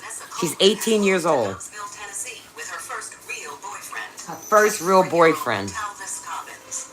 Vanessa met Latalvis when she was 18, on the cusp of adulthood. He was exciting. He was exciting in the beginning, of course. Women Love should is be aware blind. of men who say the right things all the time, and certainly with too much ease, because those are the ones that will hurt you in the end. Those are the ones that will hurt you in the Vanessa's end. first crime was falling in love with a criminal. She fell in love with a criminal. On the eve of the new year, they're planning their 18 years at the old. home of Latalvis's brother Lamaricus, who's planned a party with friends, and Vanessa is thrilled to celebrate as a new member of the crew. There were drugs involved. We were intoxicated. They were gonna stupor. It was a little wild. She just rolled with it. Vanessa kind of let Latalvis run the show. After the new year rings in, they spend the next 5 days lounging around the house. Hey. Vanessa and Latalvis and Latalvis's friend George Hey. were staying at the house. They did not have jobs or means of transportation. Reality sets in when Lamaricus is ready to get back to business. Marcus was getting agitated about having this group in that very small house without providing much in the way of income or helping out with anything. He was getting increasingly angry. He was broke, and he didn't have wheels, and he couldn't get to his cocaine in order to make money. At one point, he talked about robbing banks. No, it's not The on situation at the all. home gets more intense No. by the minute, Did you get but something Vanessa else? stays What? glued to her man. Oh, boy. Choose to stay. Vanessa may have hoped that Latalvis would provide some protection for her if things got out of hand. Vanessa wasn't about to argue with Latalvis. He was firmly in command. She was out of her element, and she was in a place where perhaps she wasn't feeling the most secure. Oh my God, the But her Wi-Fi's fears off. are justified 6 nights There's later. no Wi-Fi or anything. Marcus and Latalvis and George were using Red Plus, which is this marijuana joint that's embalming fluid. It has some hallucinogenic effects. Lamarcus tells his brother it's time for him to start pulling his weight around the house. He tells Latalvis they're going to take a ride and leave Vanessa behind. We gotta go. George had reservations about it. He stayed back at the house. Vanessa was just hanging out there at the house. 2 hours later, the brothers come back, clearly anxious about something. Vanessa has no idea what's happening. There were some discussions about what to do, how to handle the situation, what to do next. They were arguing loudly. Vanessa knew something was very wrong. Okay, guys, I'm back. Nothing can prepare her for what happens next. Are you listening? Vanessa saw that. She's in blind love and letting this individual, her first relationship, Hands were tied into the house. make her get into some diabolical situation with him. What she was doing there and why. George and the two brothers make a beeline into a curtained-off bedroom with the woman in their grips. He's gonna make her do the most diabolical thing at 18 years old. She was crying out in pain, pleading for someone to help her. It was a small house, wooden floors. So now I'm gonna add my grits, guys. Anything that went on in that house. Anyway. These are quick grits, so then it's gonna take 5 to 7 minutes to get done. But Vanessa doesn't know how she came to be there or what's in store. George, I don't measure, I just pour it in. different times by themselves with Shannon. So With doing grits, you have to constantly stir, stir, stir. Shannon. She's being held in that back bedroom and repeatedly being raped and terrorized. It was exceptionally cruel. She was blindfolded most of the time, so she didn't really even know who was doing what to her. Now you know love has to be blind if you can get a man to make you do such a diabolical crime like that. Something's wrong. Because she came from a good family background. She was told by the talks if she would just cooperate and sort of submit herself to these things, that they would let her go. It's always been our policy. Alright, so we have a little commercial break right here, guys. Hold on 1 second. Turn that down. We don't need to listen to that. Okay. Let's get back to our program. Turn the volume back up. That they would let her go. So now that the grits are bubbling, when it gets to this stage like this, turn your fire down. There's no way she could be. And stir. Grits is all about stirring, stirring, stirring. Vanessa sits by in shocked silence. Now, with doing grits, if you don't be careful, it can pop on you and hurt you. So be careful with that aspect. They pop a lot. There's a point where all three men had left and Vanessa was alone with Shannon. She could have called the police, aided her in some way. 2 hours later, Latalvis, Lamarcus, and George come back to finish their attack on Shannon. When the So, sound of Shannon's screaming The importance of making grits, you have to add water, stir. Add a little water, stir, to make the best grits. Sank it from the waist down. She was very clearly battered. She had a lot of facial injuries. I'm adding my water, And she so now I'm gonna stir. was unconscious at that point. Latalvis is about to put their love to the test. Vanessa is in a situation You now there? that she knows is wrong. But at this point, what can she do? Now you add a little bit more water, Hold on her. because the thing with grits, they thicken up so fast, guys. You have to keep stirring. Add water, stir. So I'm gonna add some more water. And there's another story that's coming up after this one. Very intelligent woman, got into a blind love, guys. Came from great parents and everything. Very trusting person. She doesn't hesitate to really put her faith in people.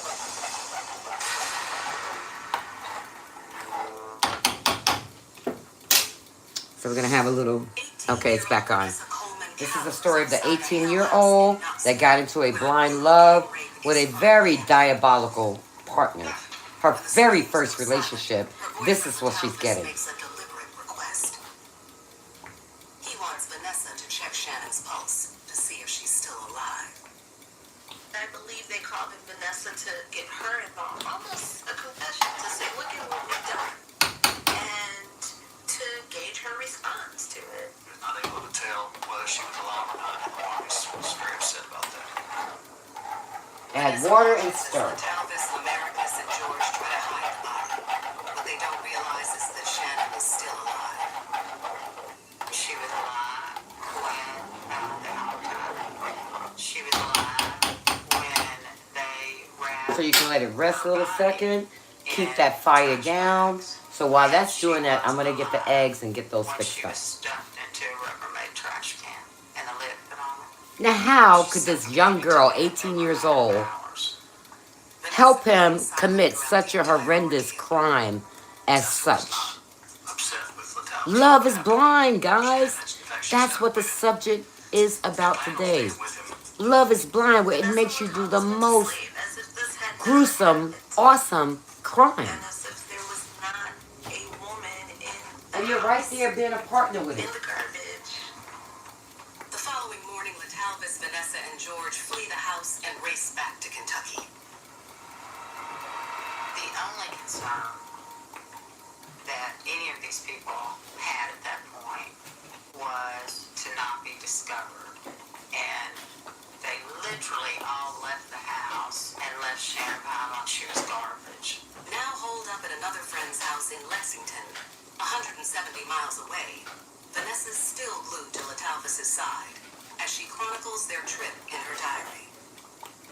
Vanessa's journal entry was that of someone who was on a fun vacation.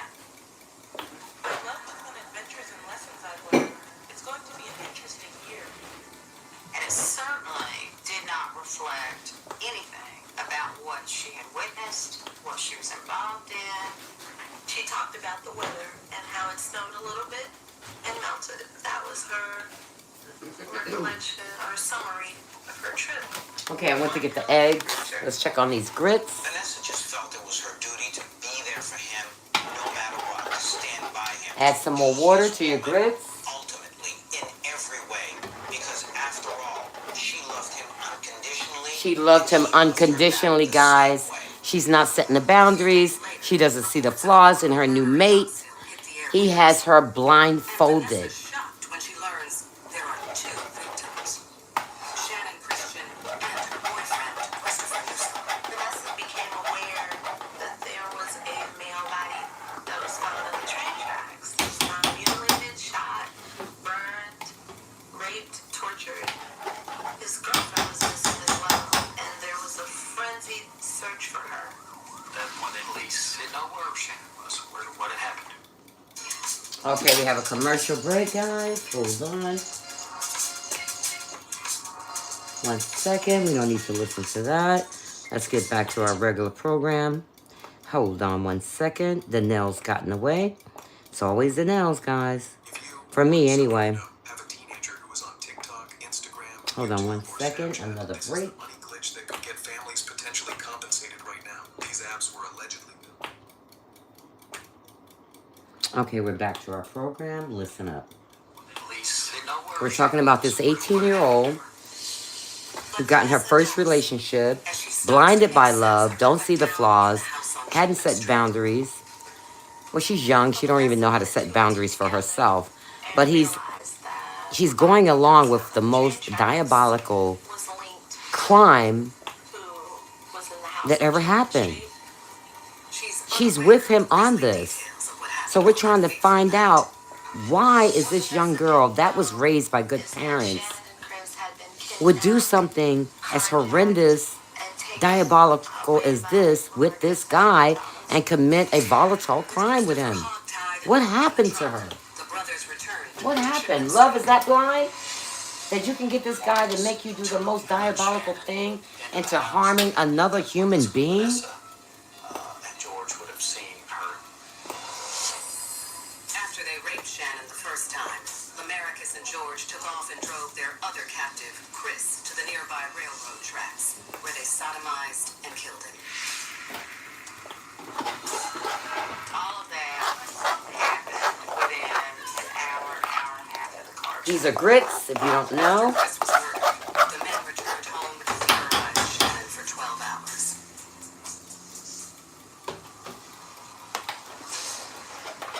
When Vanessa asks Latalvis about what happened,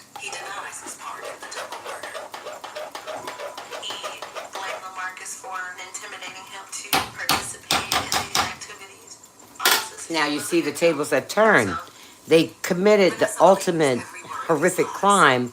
So what does the guy, her boyfriend, do? wanted to believe that Turns it what around and Latalvis blames was it on saying her, the was true, 18-year-old, because that she she thought he loved her coerced him unconditionally, but she to knew do that in her crime. heart she really loved him Blind love. unconditionally. That's what we're talking about. He had blind love. 2 days after Shannon's disappearance, her vehicle is discovered 2 blocks from the house on Shipman Street. The interior of the SUV is covered in Lamarcus's fingerprints, which sends authorities racing to his home. They circled the home, looked for anybody. So I have this bowl right here. I'm going to crack the eggs in here. They found that trash can with Shannon's body stuffed in. Then 2 days later, police get a tip that Lamarcus is hiding in an abandoned building near the house on Shipman Street, where they find him and place him under arrest. He quickly gives up his partners in crime, George, Latalvis, and Vanessa. Marcus said that she was a part of it. She was a witness to it. He's blaming it on his girlfriend. She allowed it. Blind love. We're able to apprehend She picked the wrong partner, guys. Cassie. All 4 of the participants are interrogated, and each tell detectives a different story. My brother started talking about doing some crazy. Me and him got into an argument. Got to each other.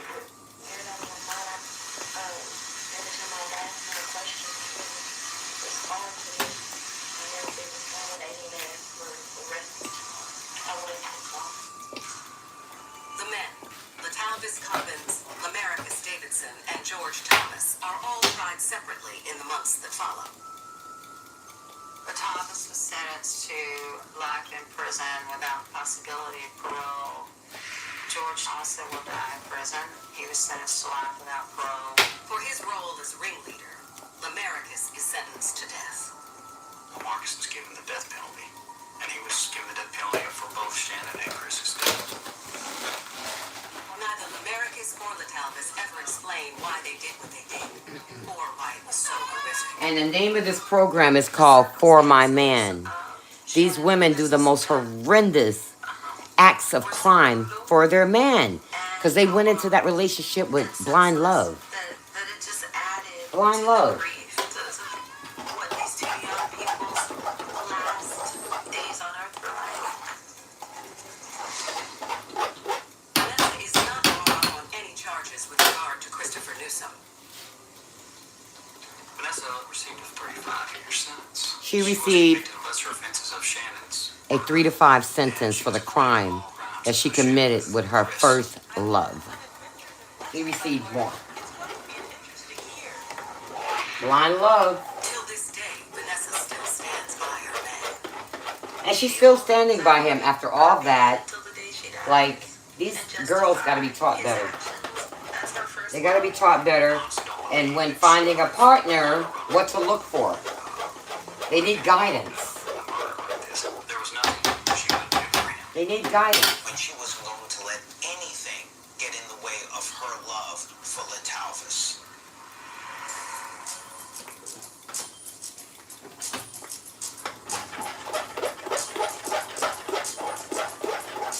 Vanessa Coleman's involvement with a bad boy. So these are my eggs. I'm going to add some salt In Florida, and pepper. Tamika Now this is a great one right here. Listen up. Another blind love, educated woman got into the wrong situation with this bad boy. Spends her childhood in peaceful, rural North Carolina. I'm going to add a little black pepper. He was a Marine, grown up on the military base. Everyone knew everybody. We didn't lock our doors. It was quiet there. Add some salt. You know, you could go outside and play and not have to worry about anything happening. Tamika and her sister didn't have a care in the world until their father is sent on tour when Tamika is just 10 years old. My father was stationed for a year in Okinawa, Japan, so my family, we moved back with my grandparents. Tamika finds herself thrust into a new world in Opelika, Florida. It was like a culture shock because you had to watch your surroundings. You heard police sirens all the time. Someone was always getting killed. It's a sad world to live in. And in this dangerous town, Tamika will fall for a clever businessman who pulls her into his life of crime. So say don't holler at Uncle after the day and all the time. Because she has so much to lose. Why would she stay with us? We all make choices. We live with the consequences of our choices. You definitely do live with your consequences with the choices that you make when you find your mates, guys. Now, For My Man is basically bad choices of all the women who found love because the men were never good for them at all. They had them do the most horrific crimes ever for the sake of love. So I'm going to add some cheese. Map the human genome. I think it can write a will. This is missing your 401k and life insurance. All right, so there's a little commercial. Hold on. For an affordable. Get back to the program, and here we go. I'm going to add a little cheese to my grits as well.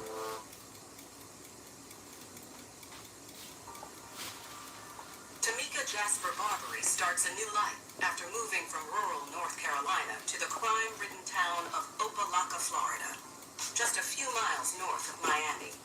So obviously, Opelika, Florida is not a very good place to live. There's a lot of crime in that area. To escape, Tamika throws herself into her schoolwork. And over the next few years, she So I'm going to give it a nice stir. until she falls in love with the first boy she gets serious with. I wanted to go away to Okay, she college, met the boy. but Blind love. She fell in love with the first boy father she laid her didn't want to eyes stick on. around to help take care of my baby because he was in and out of jail. Tamika was a woman who was scarred very early in her life. This is a woman who was desperate to find a guy who would not just take care of her, but also take care of her child. Okay, so this situation, she was scarred very early in life. She had a baby. She didn't have a father figure around. Raising a child on my own, So it was hard for her to raise this kid on her own being so young.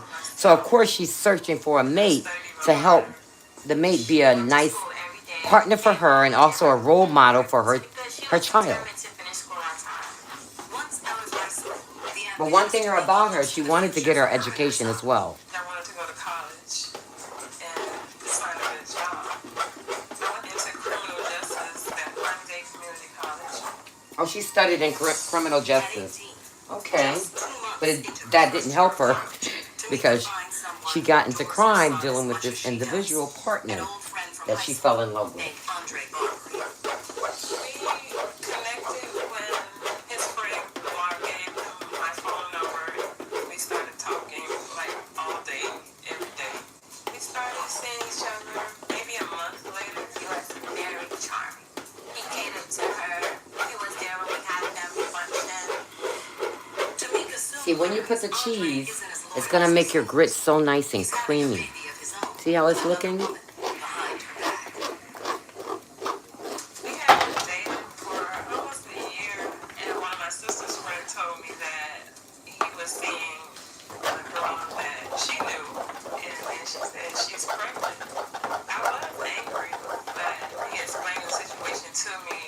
She done got a bad boy Be with the other woman that impregnated another woman already of the new relationship. because, at that point she was in love with him.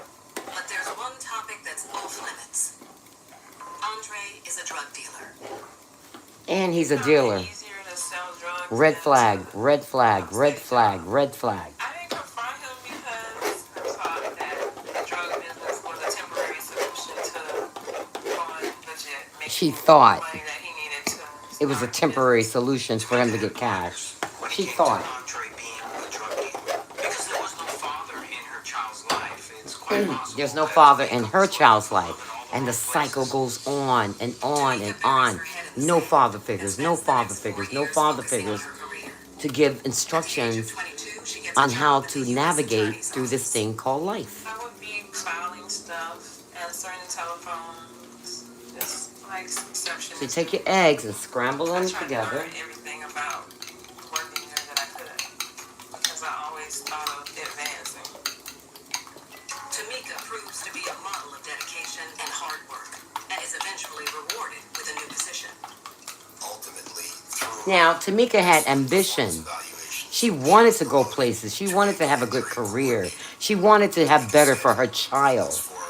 But that's not going to happen, guys. Why? Because she got into blind love.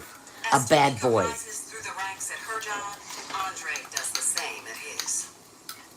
Andre was the leader of an organization that was distributing cocaine and oxycodone, driving it over Her the man West Coast was the to leader of an organization that was delivering cocaine and oxycontin and all those deadly drugs. But despite Andre's criminal That's his activity, career. 7 years into their Okay? relationship, While she's trying to be a Andre buys Tamika their lawyer, first home. him, on the other hand, is being a lawyer in another direction. You feel me? So I'm going to take this skillet and I'm going to do the eggs. The arrival of a baby does little to erase the differences between this mismatched pair. And you heard what they said, mix, match, pair. They had nothing in common. No common ground for a healthy relationship. It wasn't there from the get-go. Tamika's patience wears thin. She wants to get married, but she's not about to marry a drug dealer. She tells Andre to clean up or clean out. I was like, you need to find something to do if we're going to be together because look where I work at. Andre agrees to go clean. She knew in her mind that she couldn't be with a person who's a drug dealer.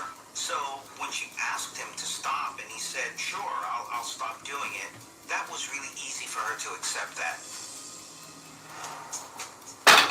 And that summer, Andre starts a new business venture. Andre opened up a trucking company called Can't Stop Trucking. By all accounts, it Look how was a creamy the grits are. Look at that. company. Andre was looking for a That's job what you that want. was on his terms and that worked on his time. Tamika couldn't be prouder. So how I do my eggs, guys. Get very rich off of the trucking business. He started with one truck and then he ended up with 5. Everyone was, happy for him. We had a daughter. We were thinking about our future. And we thought we were on the right track in the right direction. You or someone you know. Okay, we have a commercial break. Hold on, hold on, hold on. Let's turn that down. All right, here we go. Here we go to our program. Listen up.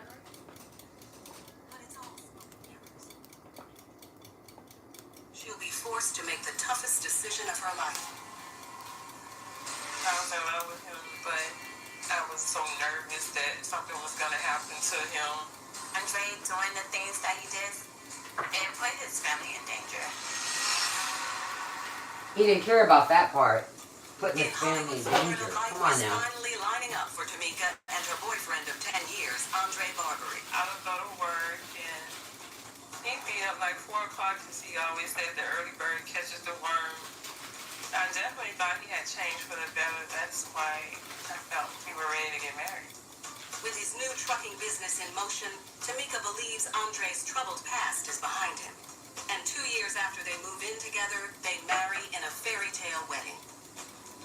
They've been dating a long Now, time. first of all, He was already part of the family. I wouldn't have married him. I was happy they made Knowing the background, knowing what he's still sort of doing. Okay, he got a trucking business, trying to show good grace that he can get a normal job. He stopped dealing drugs. But once you get back in that stuff, it's hard to get out once you start seeing the fast money. You understand me?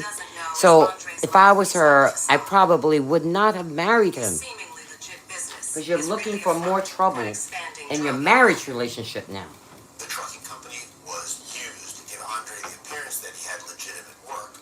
You see that? The bulk of Andre's It was time was spent a front. That trucking business was a front, if you know what I mean. Andre has rapidly established himself as a major player on the South Florida drug scene. Andre had purchased properties around town with the proceeds of his drug trafficking business, and he was storing drugs in one or more of these properties. His drug trafficking. He was storing drugs in the trucks, guys. There was a method to his madness.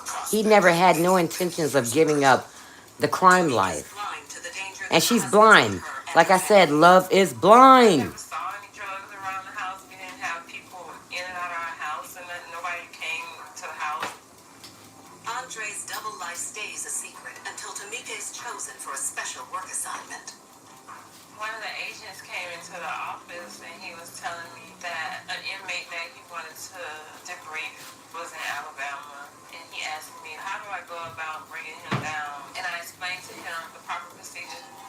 But when Tamika learns the name of the prisoner, she is stunned. I found out that the inmate was Lamar. It's the same Lamar who brought Tamika and Andre together a decade earlier. Andre and Lamar, they were really good friends. Lamar, he gave Andre my telephone number to call me.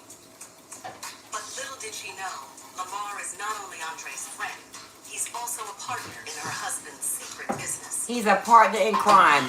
The same person that got them two together is getting released from jail. Once he gets released, he joins her fiance and become a partner in crimes. Okay? For a ticket out of jail. And his ticket was Andre Marbury. Andre was also under investigation. And that Lamar was likely to be the primary witness against him. Still believing her husband has turned his life around, Tamika doesn't understand why. I'm gonna turn this down a little bit more, guys. For things that may So now I'm gonna add me a little bit of olive oil in here and some I butter. was devastated. I felt different about the government.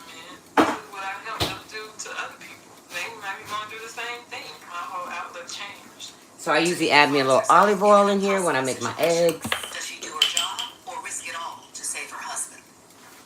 And I'll add some butter at the same You're time. not supposed to disclose any of that information with anyone. She has so much to lose. The government put her in a lose-lose situation, forcing her to choose So I'll add a little butter in there too. to her employer and loyalty to her husband. Andre's out of town, taking care of business, but Tamika makes her choice. She calls him and tells him everything she knows. Tamika expressed to Andre that there was going to be a raid going down in Overlock and suggesting that she learn that order of agents.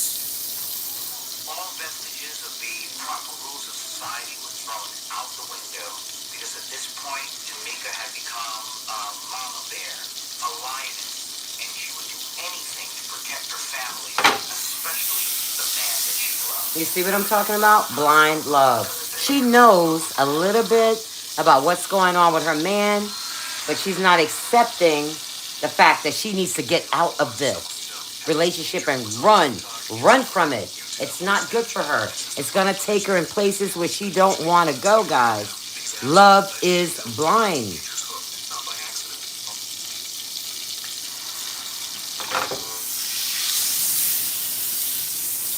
So now I'm gonna add the eggs. Tamika Jasper Barbary must decide between the job she's worked toward her whole life and loyalty to her husband, Andre. Tamika learned She never should have married him, guys. The flags were there. was cooperating with the government.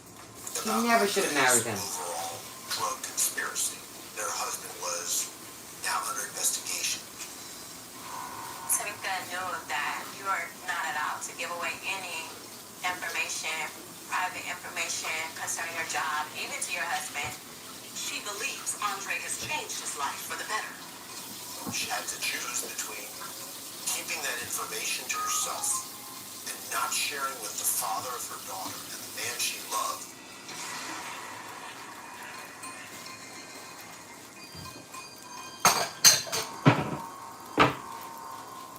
Okay, so Andre didn't seem bothered by it because they didn't catch him doing anything or have him, red-handed. But the government has a lot more dirt on Andre than he or Tamika realize. the government's on his tail. That Andre would brag about it, that he had an insider at the United States Attorney's Office. The government was wiretapping Andre's phone.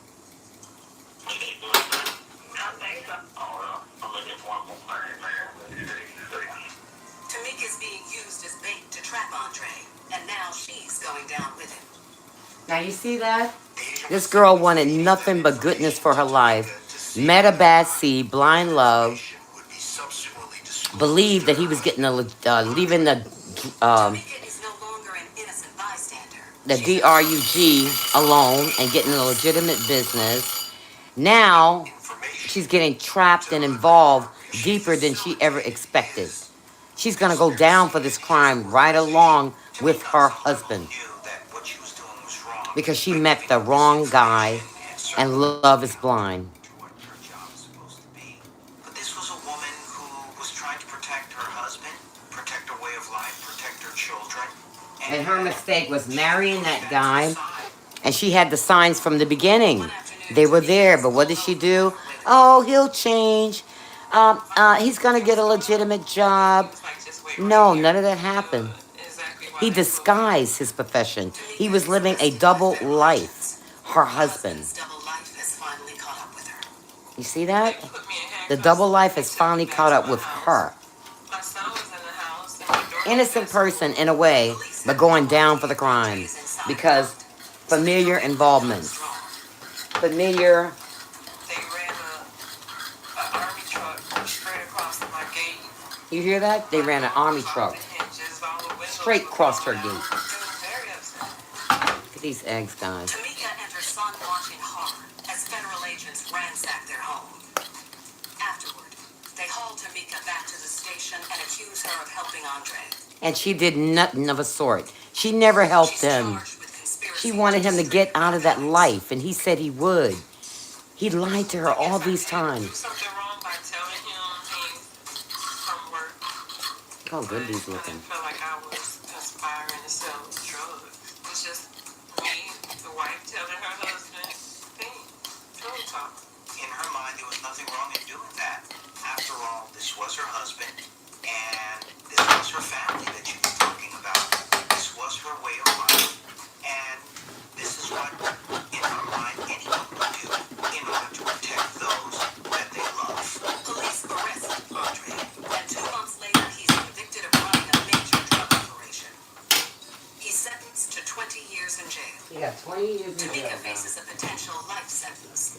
And as she prepares for a legal battle of her own, she no longer puts her man first. I was so upset with him. I didn't care what happened to him. So she's not putting him first anymore. But look what happened. The stuff that she had to go to learn not to put him first. She had to go through all the diabolical crimes and lies and deceitfulness just to learn that one valuable lesson. I'm not going to put him first. You have to go through all that. You saw the signs in the beginning, and you chose to ignore it, and you chose to marry this guy. Tamika receives 1 year and a day in jail, which she has since served.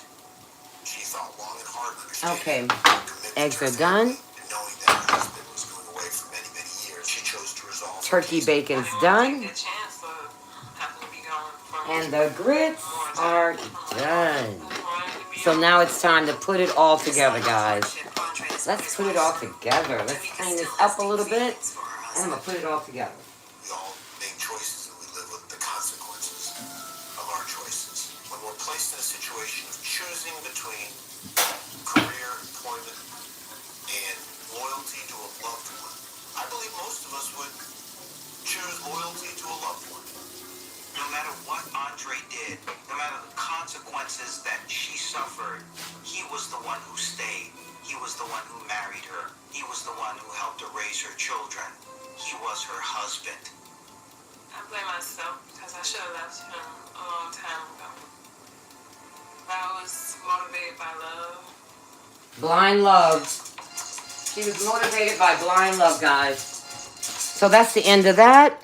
I hope you guys got something out of the chat and Cook with Cassie, cooking and chatting. The subject was, why is love so blind, and why do we pick the wrong guys? So I chose these 2 audios to give you explanations on why we do certain things that we do. And I also talked to you in the beginning of how and why we do certain things for blind love, guys. So I'm going to put all this together, and I'm going to show you the plate, and then Cassie's going to sign off, and I want you to share the live. Sharing is caring, because there's some young girl out there that's going to need to hear this, guys. We have to help her choose better choices when getting herself involved in blind love and choosing the wrong mate.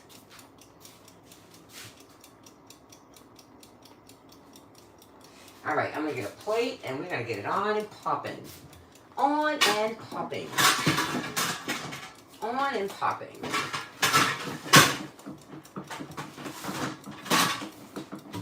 All right. There we go right here.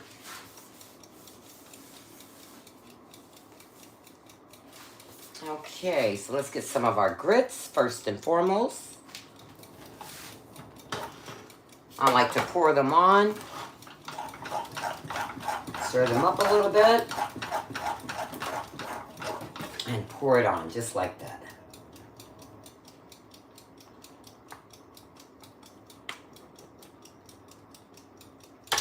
Now he likes cheese on his grits. I like butter.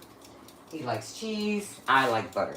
So I normally take the cheese and put it down just like that.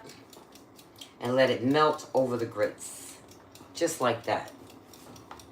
See here? But it's so hot, the cheese is going to melt really, really good. So now I'm going to go on some eggs. Some of these beautiful eggs that I made.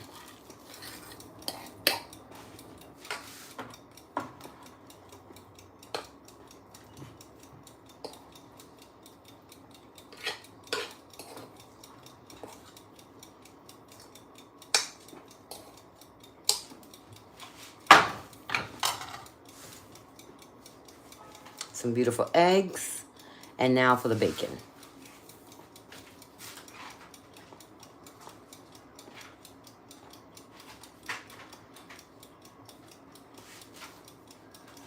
Breakfast is served, guys. Yummy. Yummy. Isn't that delicious? So I want to thank each and every one of you for stopping by and joining Cassie and cooking and chatting. I hope you guys got something out of it. Go ahead and share the live. Sharing is Karen. And I want each and every one of you to enjoy the rest of your Sunday. Talk to you on the next time of cooking and chatting with Cassie. Have a great day, everyone. Go eat your breakfast at lunchtime. Ciao.